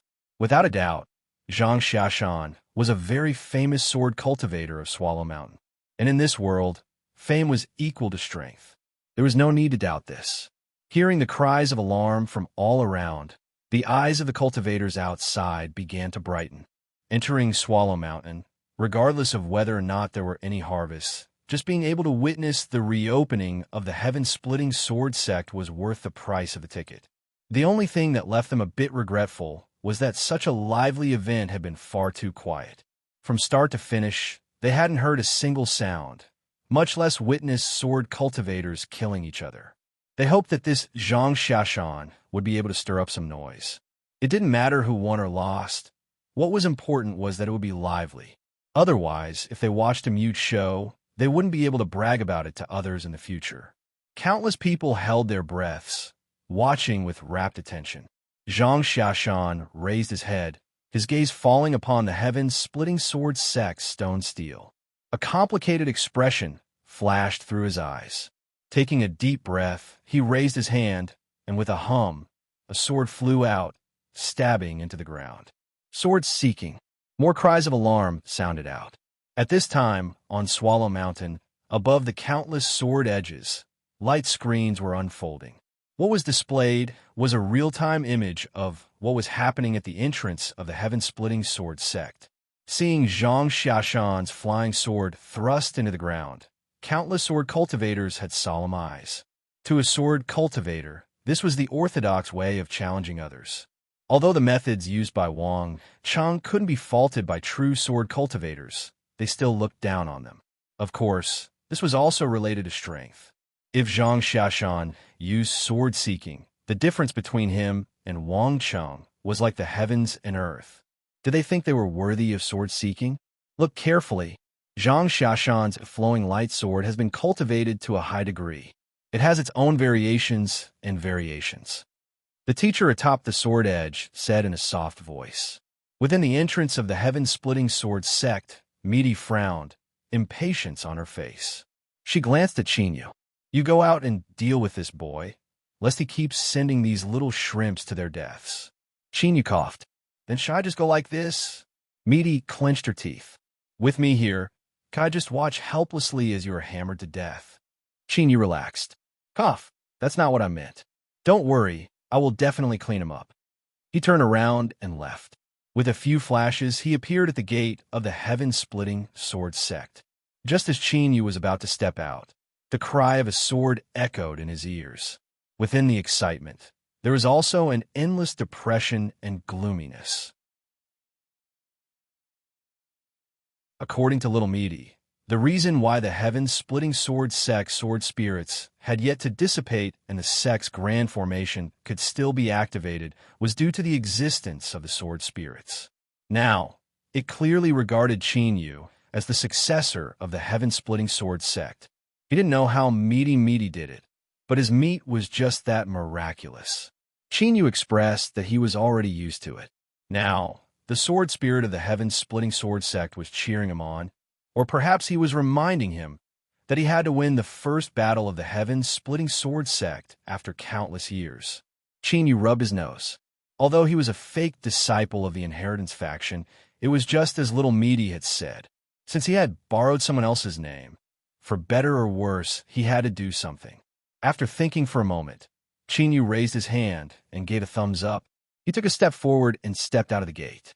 The sword cultivators that were standing guard at the gate of the heaven-splitting sword sect were watching through screens of light, all widened their eyes. They all wanted to know just what sort of character was that had reopened the heaven-splitting sword sect. He had come out. He was very young. His appearance could be faked, but his aura could not be concealed. With the long lives of high-level cultivators, it wasn't too much to say that he was young. Moreover, he could be considered handsome. In particular, his eyes were calm and composed. It was unknown whether it was because he was ignorant and fearless, or because he had confidence in himself and was not flustered. But that didn't matter. The answer would be revealed soon. Zhang Xiaoshan took a deep breath. His eyes focused as he looked at Qinyu. He didn't know whether it was an illusion or not, But Qin Yu felt a trace of anger and unwillingness flash in the depths of this one-armed man's eyes. Big. To paraphrase it, how am I inferior to him? Today was clearly the first time they had seen each other. So how could there be such a look in his eyes? Qin Yu found this a bit strange. He subconsciously glanced at him. With just a glance, he could see that there was something different. Qin Yu couldn't help but reveal a strange expression. He had just arrived at the Heaven-Splitting Sword sect, and they had announced that they were reopening the sect, and yet he had continuously encountered people who were fated with the Heaven-Splitting Sword sect. I am just a fake disciple of the sect, but my luck is far too good. I always feel that something isn't right. Across from him, Zhang Xiaoshan had clearly misunderstood Qin Yu's current expression. His complexion became increasingly indifferent and his eyes turned icy cold. He suddenly said, "Do you think that you can't use a sword with one arm?" Qin Yu seemed to realize something. He didn't explain. He shook his head and said, "I don't think so." Zhang Xiaoshan sneered. But the truth is that using one arm to practice the sword is a very, very difficult matter. What others can do in a day, I might need 3, 5, or even 10 days. Moreover, there are many sword arts that I can't practice. Qin Yu furrowed his eyebrows. His expression was straightforward as he expressed his thoughts. What did this have to do with him? Zhang Xiaoshan lifted his single arm and pointed at the stone tablet. My arm was cut off at the Heaven-Splitting Sword sect. Zhang Xiaoshan's single arm had always been a secret within Swallow Run Mountain. There were even rumors that he had obtained a great lucky chance and had to cut off one of his arms in order to cultivate.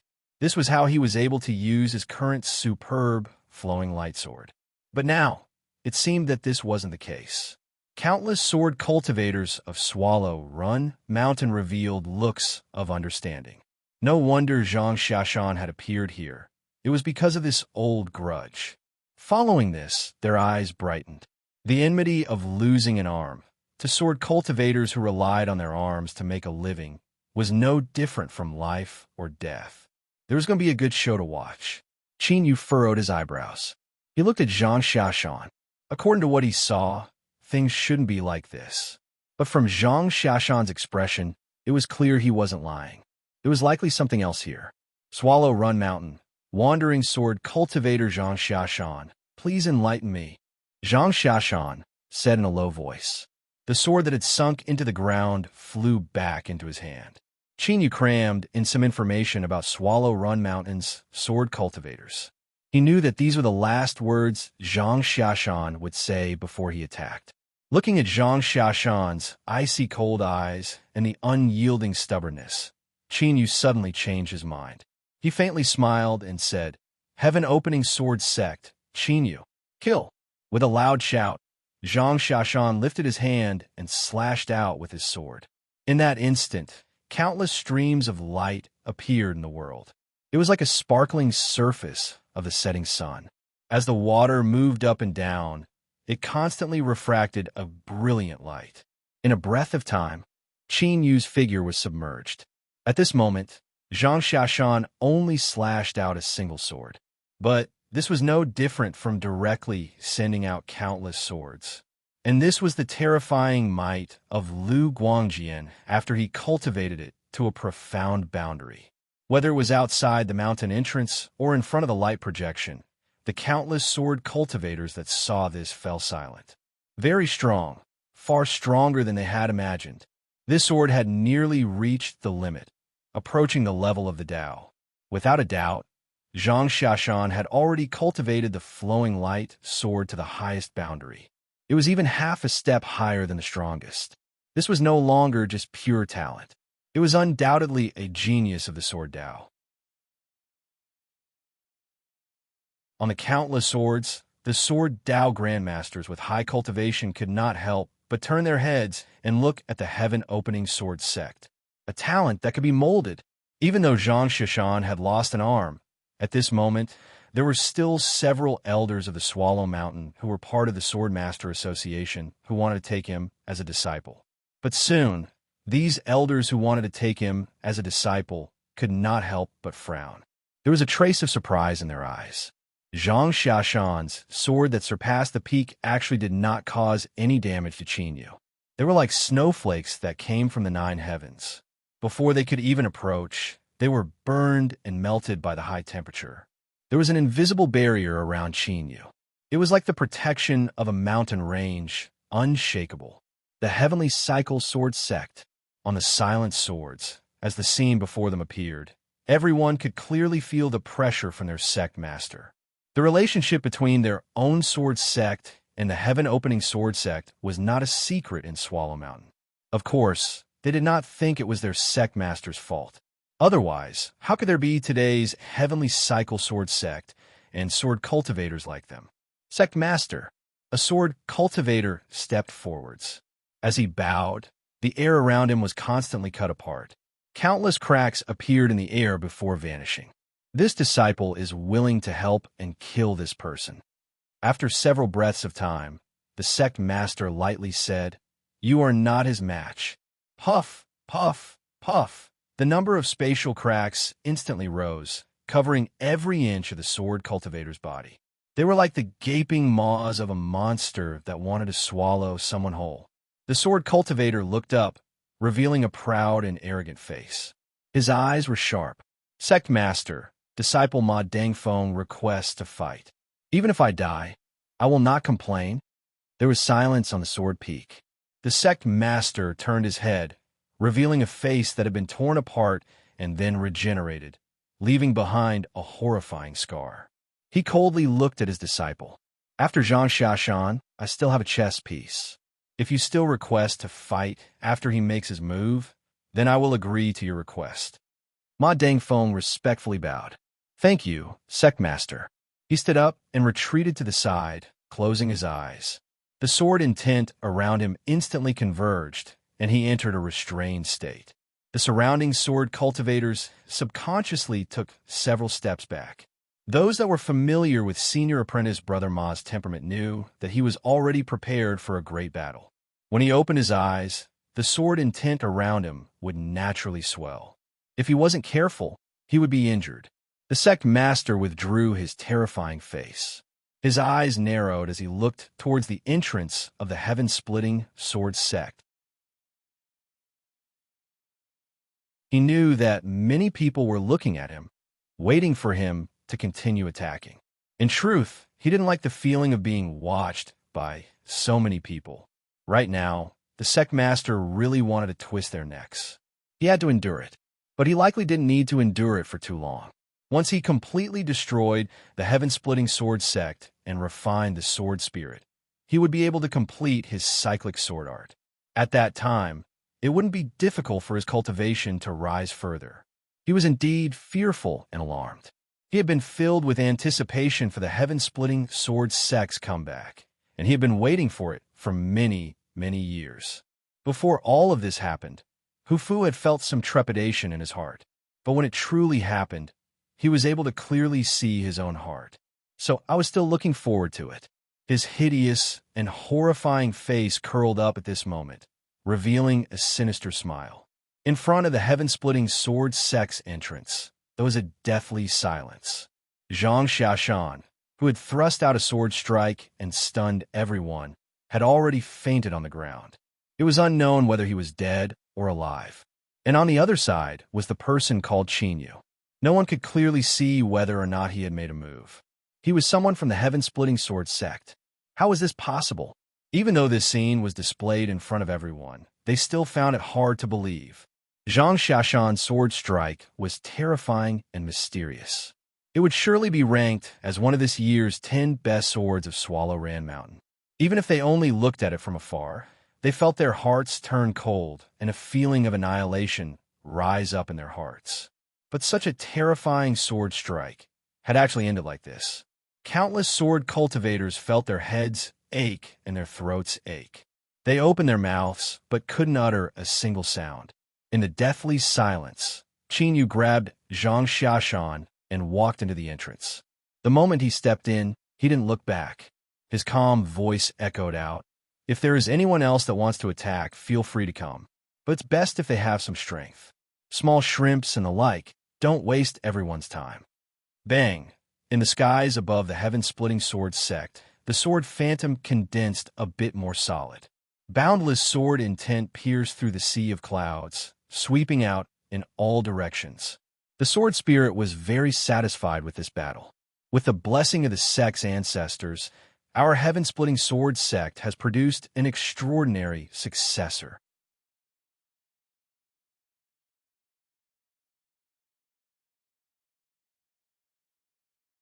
Chapter 1696. An old man, a beautiful maid, and a young man with a sword on his back. This was a very strange combination. Many people had gathered outside the gates of the heaven-splitting sword sect. But whether it was foreign cultivators or local sword cultivators, they all subconsciously kept their distance. Some people, even if they didn't do anything, just needed a single glance to know that they weren't to be trifled with. This was a temperament that couldn't be envied. The young man with the sword on his back subconsciously narrowed his eyes. His gaze surged and a sharp light shined out. He was one of the few people here who had clearly seen Qin Yu attack. Thus, compared to the shocked and speechless people around him, he could feel just how strong he was. Strong to the point that it made one's heart itch. Although the sword on his back was silent, it emitted a burning heat as it touched his skin. It also wanted to leave its sheath and fight. The disheveled old man said indifferently, "Young master, don't forget what you said earlier on." The young man licked his lips. "I just want to take a look." At this time, the old man suddenly frowned. He took a step forward and stared straight at the void in front of him. His eyes were incomparably bright, giving off a burning feeling that no one dared to meet his gaze. The young man's eyebrows rose up. He thought for a moment and said, "Old man Huang, step back first. I want to listen." "Young master?" The young man lightly said, "Do as I say." The old man took a deep breath. His eyes flashed a warning light as he stood up and moved to the side. An imperceptible distortion appeared in space, isolating everyone's line of sight and preventing them from sensing it. A phantom appeared.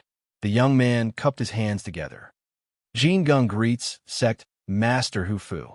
Hufu's phantom had a calm expression. "Sir Jin, the reason I came here today is to make a deal with you." Jin Geng smiled. "Our Jin family has always hated being used by others and being the sword in their hands. Sect Master Hufu clearly knows this, and yet he still came here. It seems you are confident in your own conditions." Hufu nodded. "Sir Jin, are you willing to listen?" Jin Geng reached out a hand. "Please speak." Hufu said, "The heaven-splitting sword sect has been destroyed for a long time, but there are still some important areas in the sect ruins that have never been opened.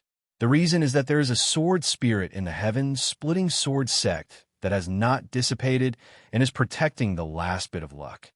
If young Master Jin is willing to help me stop the heaven-splitting sword sect from reopening, I promise to give you a complete sword sphere within a year. Of course, the premise is that young Master Jin achieves it successfully, otherwise this agreement will automatically become invalid." Jin Geng's expression was calm. He knew that there was a sword spirit in the heaven-splitting sword sect ruins. This was precisely the reason why Jin Geng had appeared on Swallow Ram Mountain. He was just somewhat surprised that the Heavenly Cycle Sword Sect was willing and confident to pay such a price. No one dared to deceive the Jin family, not even Hufu. Jin Geng was certain of this. Since he had spoken, he was confident he could do it. It was difficult for him to refuse Hufu's conditions. The sword orb was an item nurtured by the sword spirit. It was formless and incorporeal, hovering between illusion and reality. It was a treasure that sword cultivators yearned for. If he could obtain the sword orb and fuse it with his lifebound sword, not only would it greatly increase the quality of his lifebound sword, but it would also allow him to fuse his lifebound sword into his body. After that, there were endless benefits, and this point was of utmost importance to the Jin family's sword cultivators. "Sect Master Hufu, I agree," Jin Geng slowly said. The old man's complexion darkened, but he didn't stop him. He said, "Young master, this old servant will do it." Jin Geng lifted a hand. "It's not that I don't want an old dog like you to risk your life, but if something happens, I will need you to save me." He looked up and smiled at Hufu's phantom. "Moreover, I believe that sect master Hu Fu won't watch on helplessly as this junior is killed. After all, my family's old ancestor is quite fond of a good-for-nothing junior like me. Hu Fu's phantom hesitated for a moment and then nodded. Shua. He turned and vanished. The spatial isolation faded with him. The old man said in a low voice, "Young master, your choice is a bit risky." Jin Geng lightly said, "I know what you mean, but nothing in this world will jump into a bowl of its own accord. I must obtain the sword orb."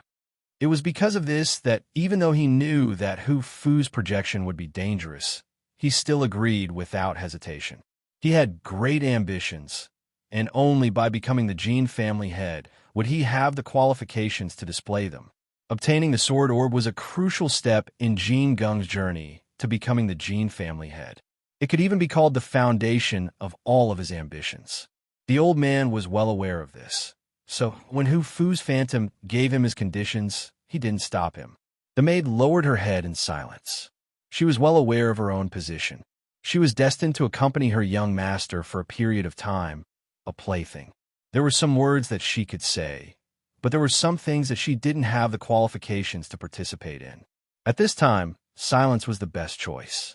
Jin Geng lifted a hand and touched the maid's face. "Come, let me say something nice. I am about to begin." The maid smiled. "Young master's swordsmanship is invincible. You will win in a single battle." Jin Geng nodded in satisfaction. "You really know how to speak. Once I return, I will reward you." The maid had a charming look in her eyes. The old man was expressionless, turning a blind eye to all of this. He was well aware of Jin Geng's character. Everything he revealed now was only an illusion. His passionate and lustful behavior was only to alleviate the hidden dangers of the boiling sword energy in his body. So, he was incomparably eager to obtain a sword orb. Jin Geng reluctantly touched her face one more time. Then, he pulled his hand back and walked towards the gates of the heaven-splitting sword sect. His pace wasn't too fast, but the lineup was too eye-catching. He soon attracted attention, and everyone's eyes lit up with excitement. They had their reasons and reasons to be excited. The heaven-splitting sword sect had smoothly reopened. Besides watching the liveliness and having something to talk about in the future, there was nothing else. But what if they failed? The Tao protector of the heaven-splitting sword sect and the people of the inheritance sect would suffer. Then, there was a high chance that the places in the sect ruins that hadn't been broken through would open up. They didn't want to eat the meat. The sword sects of Swallow Ran Mountain would definitely swarm over, but there was still a chance that they could drink some soup. So, everyone watched the liveliness today. Although they were shocked and awed by the strength of the heaven-splitting sword sect, deep in their hearts, they hoped that they would be defeated. This was the dark side of human nature, and it had nothing to do with right or wrong. And at this time, Zhang Xiaoshan had just been defeated, and it was unknown whether he was alive or dead. But someone else immediately stood up. At this time, unless they were tired of living and wanted to die on their own initiative, those that dared to attack were definitely strong amongst strong people. And as a member of this strange group, Jin Geng was clearly the latter. The people outside the gates and the sword cultivators in front of the light projection subconsciously revealed dignified expressions. Qin Yu tossed Zhang Xiaoshan to the ground. This fellow had been knocked unconscious and wouldn't wake up for some time. Little Meaty frowned. "What? Young Master Qin, do you really plan on becoming the sect master of the heaven-splitting sword sect and reviving the prestige of the sect? Or are you addicted to taking in people?" "Qin, you said that if I borrowed someone else's status and name, I would have to do something. Just consider this repayment." Little Meaty coldly sneered. "Is that what I meant?" Qin Yu rubbed his nose. "That's how I understand it. And you have to admit that this is much more believable." Little Meaty coldly snorted, likely tacitly agreeing. She looked away. "Think of a way to deal with the person you brought back. I won't care." Qin Yu smiled and nodded. "No problem." Just as his voice fell, his eyebrows shot up, surprise on his face. He really didn't think that someone would dare to attack him right after he dealt with Zhang Xiaoshan. However, since this person dared to attack him, they definitely had some skill. He looked at little Meaty. Sure enough, he could see a bit of seriousness on her face. This caused Yu to be even more cautious. Little Meaty thought for a moment and said, Yu, your opponent this time is a bit skilled. If you make a mistake, you might be defeated. I can give you the sword, but right now, it really isn't the best time. So, you need to make a choice right now. Do you want to take a little risk, or do you want to take the sword now? Let me tell you, as long as you hold the sword in your hand, you will definitely win. Yu didn't hurry to answer. He thought for a moment and said, if I don't hold the sword, what are my chances of winning? Little Meaty said without expression, 6 losses, 4 wins. Yu rubbed his chin. 4 wins, that isn't too low. Little Meaty said, Yu, you might not understand. When I said there was a bit of risk, I meant that you might die. Because if I were to interfere, I would definitely be stopped. In a battle between sword cultivators, life and death is often decided in an instant. Yu frowned. Then let me think about it. He took 2 steps forward and looked up. If I take the sword now, will I lose much? The future is impossible to predict, but according to my best guess, there will be a lot. Yu arched an eyebrow. Then I won't take it. Think carefully. Yu smiled. Little Meaty, it might be because after you appeared by my side, there were some things I displayed that caused you to misunderstand. His expression was calm, and his eyes were firm. Yu, although I have many lucky chances that allowed me to reach where I am today, they were all obtained by myself. Believe me, although I don't do this much right now, I am really good at it. Little Meaty humphed. She looked up. If you aren't afraid of death, then do as you please. Yu smiled. He turned and walked away. Can you reveal a question in advance? What aspect is this person stronger in? Cutting. Yu didn't stop. He cupped his hands together and said, Thank you, Meaty. I will be back soon. He strode away. Little Meaty looked outside the mountain entrance, a thoughtful look on her face. After hesitating again and again, she turned her hand and took out a still beating heart. She gripped it tightly, a solemn expression on her face. As for future matters, they could talk about them later. Since Yu had made his choice, she couldn't care too much about it. The world was fair. If one wanted to obtain something, they had to pay an equal price. If Yu was willing to gamble, then she would gamble. Little Meaty looked up at the skies above the heaven-splitting sword sect and the sword phantom that shot into the heavens. Her eyes were ice-cold. Jin Geng stood still. He lifted a hand and grasped forwards. The sword on his back flew towards him on its own. He clenched his fingers and smiled. Foreign sword cultivator Jin Geng, I take the liberty to ask for guidance from the heaven-splitting sword sect. His attitude was so good that it didn't seem like something a proper swordsmanship-seeking sword cultivator should have. But as the saying goes, those who smile but had killing intent in their hearts couldn't help but feel their hair stand on end as they looked at Jin Geng's back. Surnamed Jin? Some people couldn't help but widen their eyes, shock in their eyes. As mentioned before, Swallow Ran Mountain was a holy land of the sword. Half of the sword sects of the central desolate divine continent gathered here. But it didn't mean that besides Yin Ranshan, all the other sword cultivators scattered in the outside world were weaklings that weren't worth mentioning. On the contrary, for them to be able to settle down in one place and not be attracted by Swallow Ran Mountain's reputation as a holy land of the sword was in itself a symbol of their strength. As for the Jin family, they were a lineage of inheritance, a noble family of the sword that gathered together to cultivate the sword. It had to be known that the title of a noble family of the sword wasn't something that could be casually obtained. A long and continuous inheritance was one of the criteria, and having a sword cultivator powerhouse in the family was an indispensable standard. For instance, in the last 100 years, the most unreasonable sword immortal had used his own strength to forcefully seize the title of a noble family of the sword for his family. At the start, many people didn't accept this. But after they were beaten, some people were convinced. Those who still didn't accept were beaten a second time, and then a third time. Afterwards, no one dared to express their opinion on this matter. This was because the unreasonable sword immortal had spoken. As the saying goes, things don't happen more than 3 times.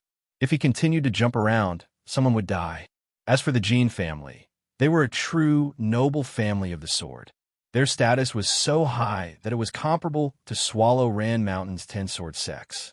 But guessing was meaningless. They had to see it with their own eyes. But if it was true, then the heaven-splitting sword sect would be in deep trouble today.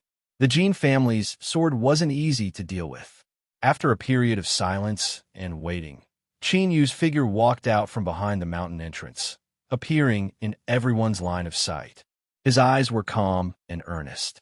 As he looked at Jin Geng, goosebumps rose up all over his body. The person in front of him was like an unsheathed sword, incomparably sharp, as if it were approaching flesh and blood, ready to cut down at any moment, cutting apart and destroying everything. Cut apart, the description of my flesh was indeed apt and on point. And all of this occurred the moment Qin Yu walked out and his eyes fell on him. He didn't reveal any of his fluctuating emotions. He cupped his hands together and calmly said, "Heaven-splitting sword sect, Qin Yu." Jin Geng smiled. "Please." From the looks of it, he had no intention of making the first move. Qin Yu hesitated for a moment. Then he took a step forwards. His thoughts stirred. The rules of the world trembled and bowed. A small world appeared with him. He had already been reminded of how strong his opponent was and how dangerous this battle would be. He certainly wouldn't play games like holding back his cards. If he attacked, he would use his strongest move. Otherwise, it would be no different from seeking death. Jin Geng sensed for a moment. A look of surprise crossed his face. The heaven-splitting sword sect's methods are truly formidable, is truly admirable. As he spoke, he lifted his hand without hesitation and slashed out with his sword. But the target of this sword strike wasn't Qin Yu. Instead, a dazzling golden sword light howled upwards. It was cruel and sharp, absolute and pure. It possessed a terrifying aura that could cut apart all and destroy all. At this moment, countless people's eyes brightened, a sharp light erupting from them. There was no need for more. This sword was enough to confirm that Jin Geng was indeed a descendant of the Jin family. No one could figure out why a descendant of the Jin family would interfere in today's matters. Could it be that a noble family of swordsmen also had thoughts of moving into Swallow Rand Mountain? If that was the case, then everything could be explained. However, this doubt only flashed in everyone's mind for a moment before disappearing. There was no point in thinking about this right now. They still had to see the result of this battle. Zhang Xiashan's flowing light sword. The moment he slashed out, it made people see an unparalleled, unpolished jade of the sword Dao. Then Jin Geng's sword was a destructive slaughter that could split the heavens and the earth and send all living things to hell. From the level of sword intent, it was very difficult to judge the superiority of the two swords, but in terms of killing power, Jin Geng's sword was undoubtedly stronger. Much stronger. Bang. A low and dull sound, like thunder rolling in the sky. The golden sword aura struck the invisible barrier. Space shook and distorted. Qin Yu's eyes revealed a bit of fear and vigilance. He finally understood why Little Meaty had such a high evaluation of this person. Jin Geng was not only strong, but also very smart. He chose a fighting style that was most beneficial to him. With the descent of this small world, Qin Yu was like the heavens of this world, nearly invincible. What Jin Geng wanted to do was to cut open the small world. This move, others could not do it, such as Zhang Xiashan from before. But Jin Geng could. This was because their Jin family's aged metal sword art pursued a boundary where a single sword could cut apart the heavens and earth. Moreover, the position that Jin Geng chose was very good. Between the heavens and earth, there could be many small worlds. But there was only one true world. The all-seeing God might not be too accurate, but near the skies, the strength of the small world was indeed the weakest. It wasn't obvious, and there were even some masters of the small world that didn't carefully explore it. But this was indeed the case. It seemed that the Jin family had done a great deal of research into this.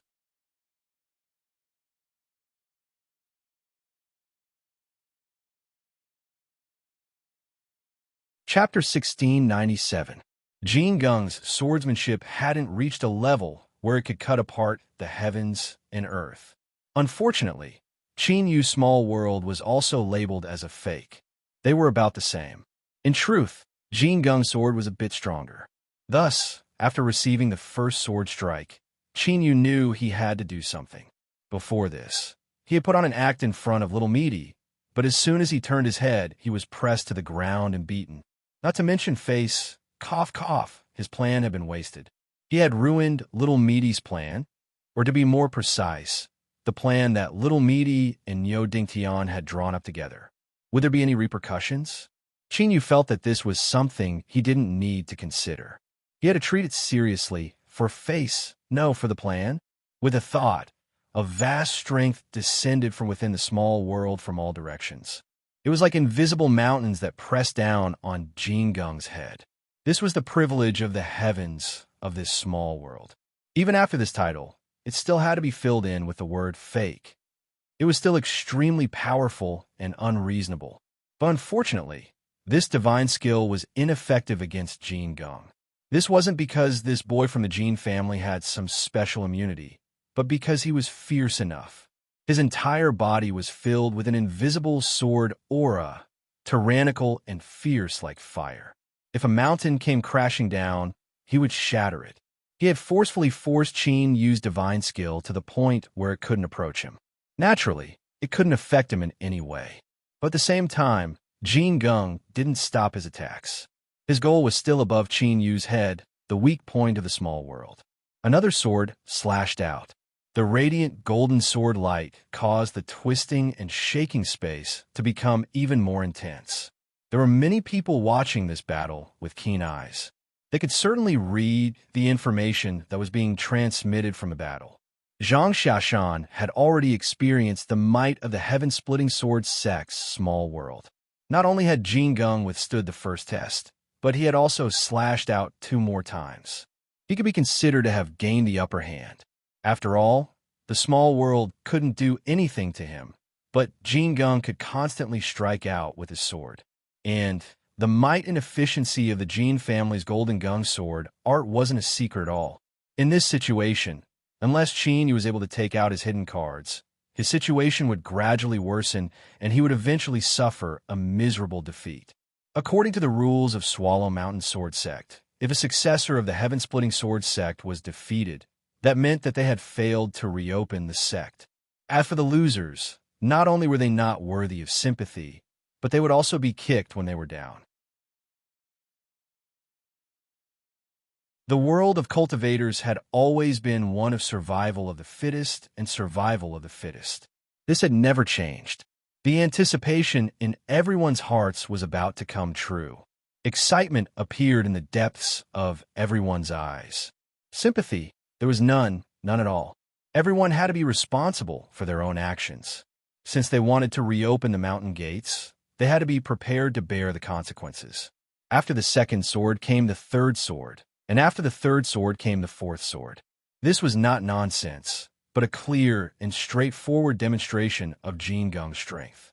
He didn't become exhausted after a single battle, and he grew more and more valiant as he fought instead. The aura of the sword around his body seethed, and he wasn't waiting for the mountain to press down before slashing it into pieces any longer. He'd taken the initiative to attack instead, and he'd minced the space around him to the point it became indistinct. He was truly, peerlessly ferocious. Qin Yu hadn't been able to display his trump card to reverse the situation. Of course, it was possible that he was hiding his true strength, but the chances weren't high. In such a situation, what was there to hide? It was completely illogical. Everyone unanimously concluded that the successor of the heaven-splitting swordsmanship sect was doomed this time. No matter how outstanding he was and how formidable he was, it was a pity that he had encountered Jin Gung, who was clearly stronger than him.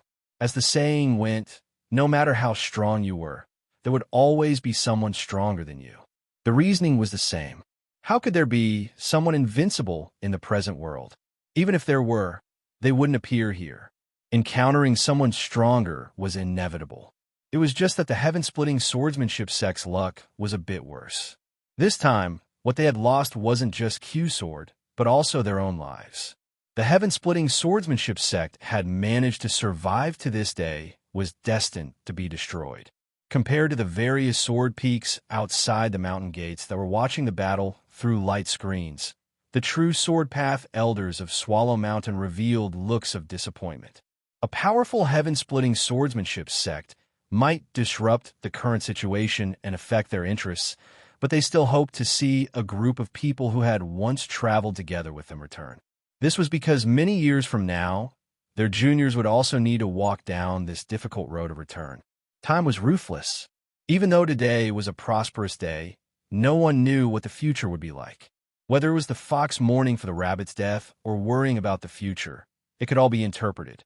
This was just the first trial, and they weren't even able to pass it, much less when the true Q-Sword had yet to begin. The heaven-splitting swordsmanship sect was truly disappointing.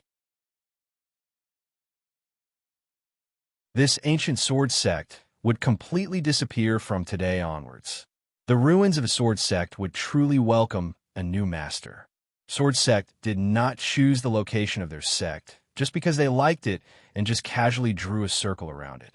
There were many things involved in this, and they were even more particular about it than normal sections. It was especially so for Swallow Mountain, which was of utmost importance. As one of the 10 sword sects in the past, the heaven-splitting swordsmanship sect had even occupied the top position for a period of time. Naturally, their location was extraordinary. Over the years, it was unknown how many sword sects had drooled over it. However, the sword spirit was still around, and its luck did not fade. This place still had an owner. After today, they could think of a way to plan. The disappointment and sorrow in his heart quickly disappeared. What followed was the ability of a leader of Yanran Mountain to devise strategies and pursue benefits. With a large family and a large business, no one was alone. Naturally, they had to think of a way to find food for their juniors. A sect? This was not a problem. Supporting a subsidiary sword sect was a new development in Swallow Mountain as long as they controlled it well. At the very least, they could obtain it and sell it for a sky-high price. It had to be known that the heaven-splitting swordsmanship sect's ruins had a sword spirit. Just this point alone could be called priceless. It was best if they could use it themselves. Otherwise, this Jin family junior would be a good trading partner. As for why Jin Gung did this and what role the Heavenly Cycle Sword sect played in this, they didn't know the details, but it wasn't difficult to guess. When Hu Fu's projection descended, he could fool the average person, but he couldn't hide from the elder's sharp eyes. As for how the Heavenly Cycle Sword sect would explain themselves after this and what sort of shock it would cause, that was their problem. Did they still dare to come to Swallow Mountain and cause trouble? If they had the guts to interfere, then they naturally had the confidence to not fear the Jin family. As for the Heavenly Cycle Sword sect, that was even less of a problem. Everyone's hearts wavered. They were already considering how to divide the benefits after the heaven-splitting swordsmanship sect collapsed, and the elders were no exception. This was because the development of the situation was just as they imagined. Qin Yu's situation was becoming increasingly worse. The little world trembled. It was clearly reaching its limit. Once the little world was broken, the heavens would suffer a backlash and fall into the mud. The outcome of the current situation could be imagined. So, if he wasn't willing to wait for death and wanted to fight, this was Qin Yu's last chance. If he wanted to attack, he could only do it as soon as possible. Whether or not he really had no cards in his hand or his acting skills were superb, it all depended on what happened next. The 17th sword. In truth, the strength of Qin Yu's little world had already surpassed Jin Gung's expectations. But that was all. It was only a matter of time before it shattered. Deep in his eyes, there was a deep tranquility. He didn't feel the slightest bit of complacency, even though he had the absolute upper hand. In this world, until the final moment, who could say for sure what would happen? There were many cases of people failing miserably and being killed in a desperate situation. Of course, when something like this happened, it was only if the person was stupid enough to give the other party a chance. Jin Gung wasn't a stupid person. He wouldn't give Qin Yu any chance. At this moment, a sharp light exploded in the depths of Jin Gung's eyes. He's here. Across from him, Yu took a step forwards, and his figure instantly vanished from sight. The shaking and chaotic little world suddenly erupted with an incomparably tyrannical impact force, tearing open a hole in the sword aura around Jingung. Yu appeared within. He lifted a hand and pointed out. This sudden change caused everyone outside the mountain gate and in front of the light projection to gasp. Their eyes were filled with shock. They clearly didn't think that Yu would still be hiding such a sharp move. To suddenly shift and brazenly break through the sword aura barrier.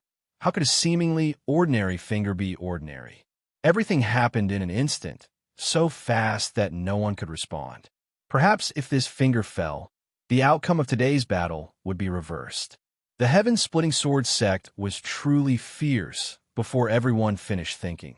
The situation changed once more. Jingung laughed heartily, extremely carefree. Although he didn't speak, his laughter already explained everything. He had been waiting for this for a long time.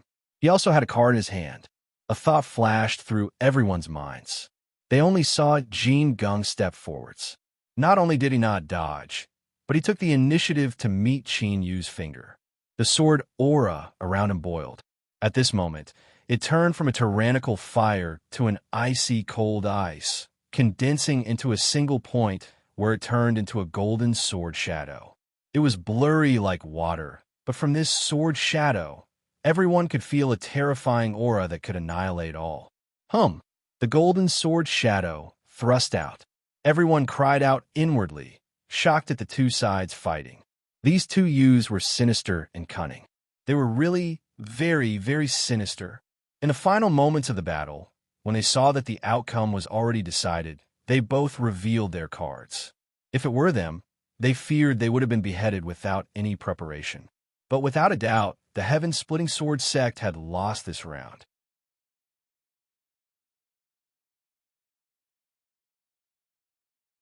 Even though the golden sword shadow wasn't pointed at them, they could still clearly feel it from a great distance away.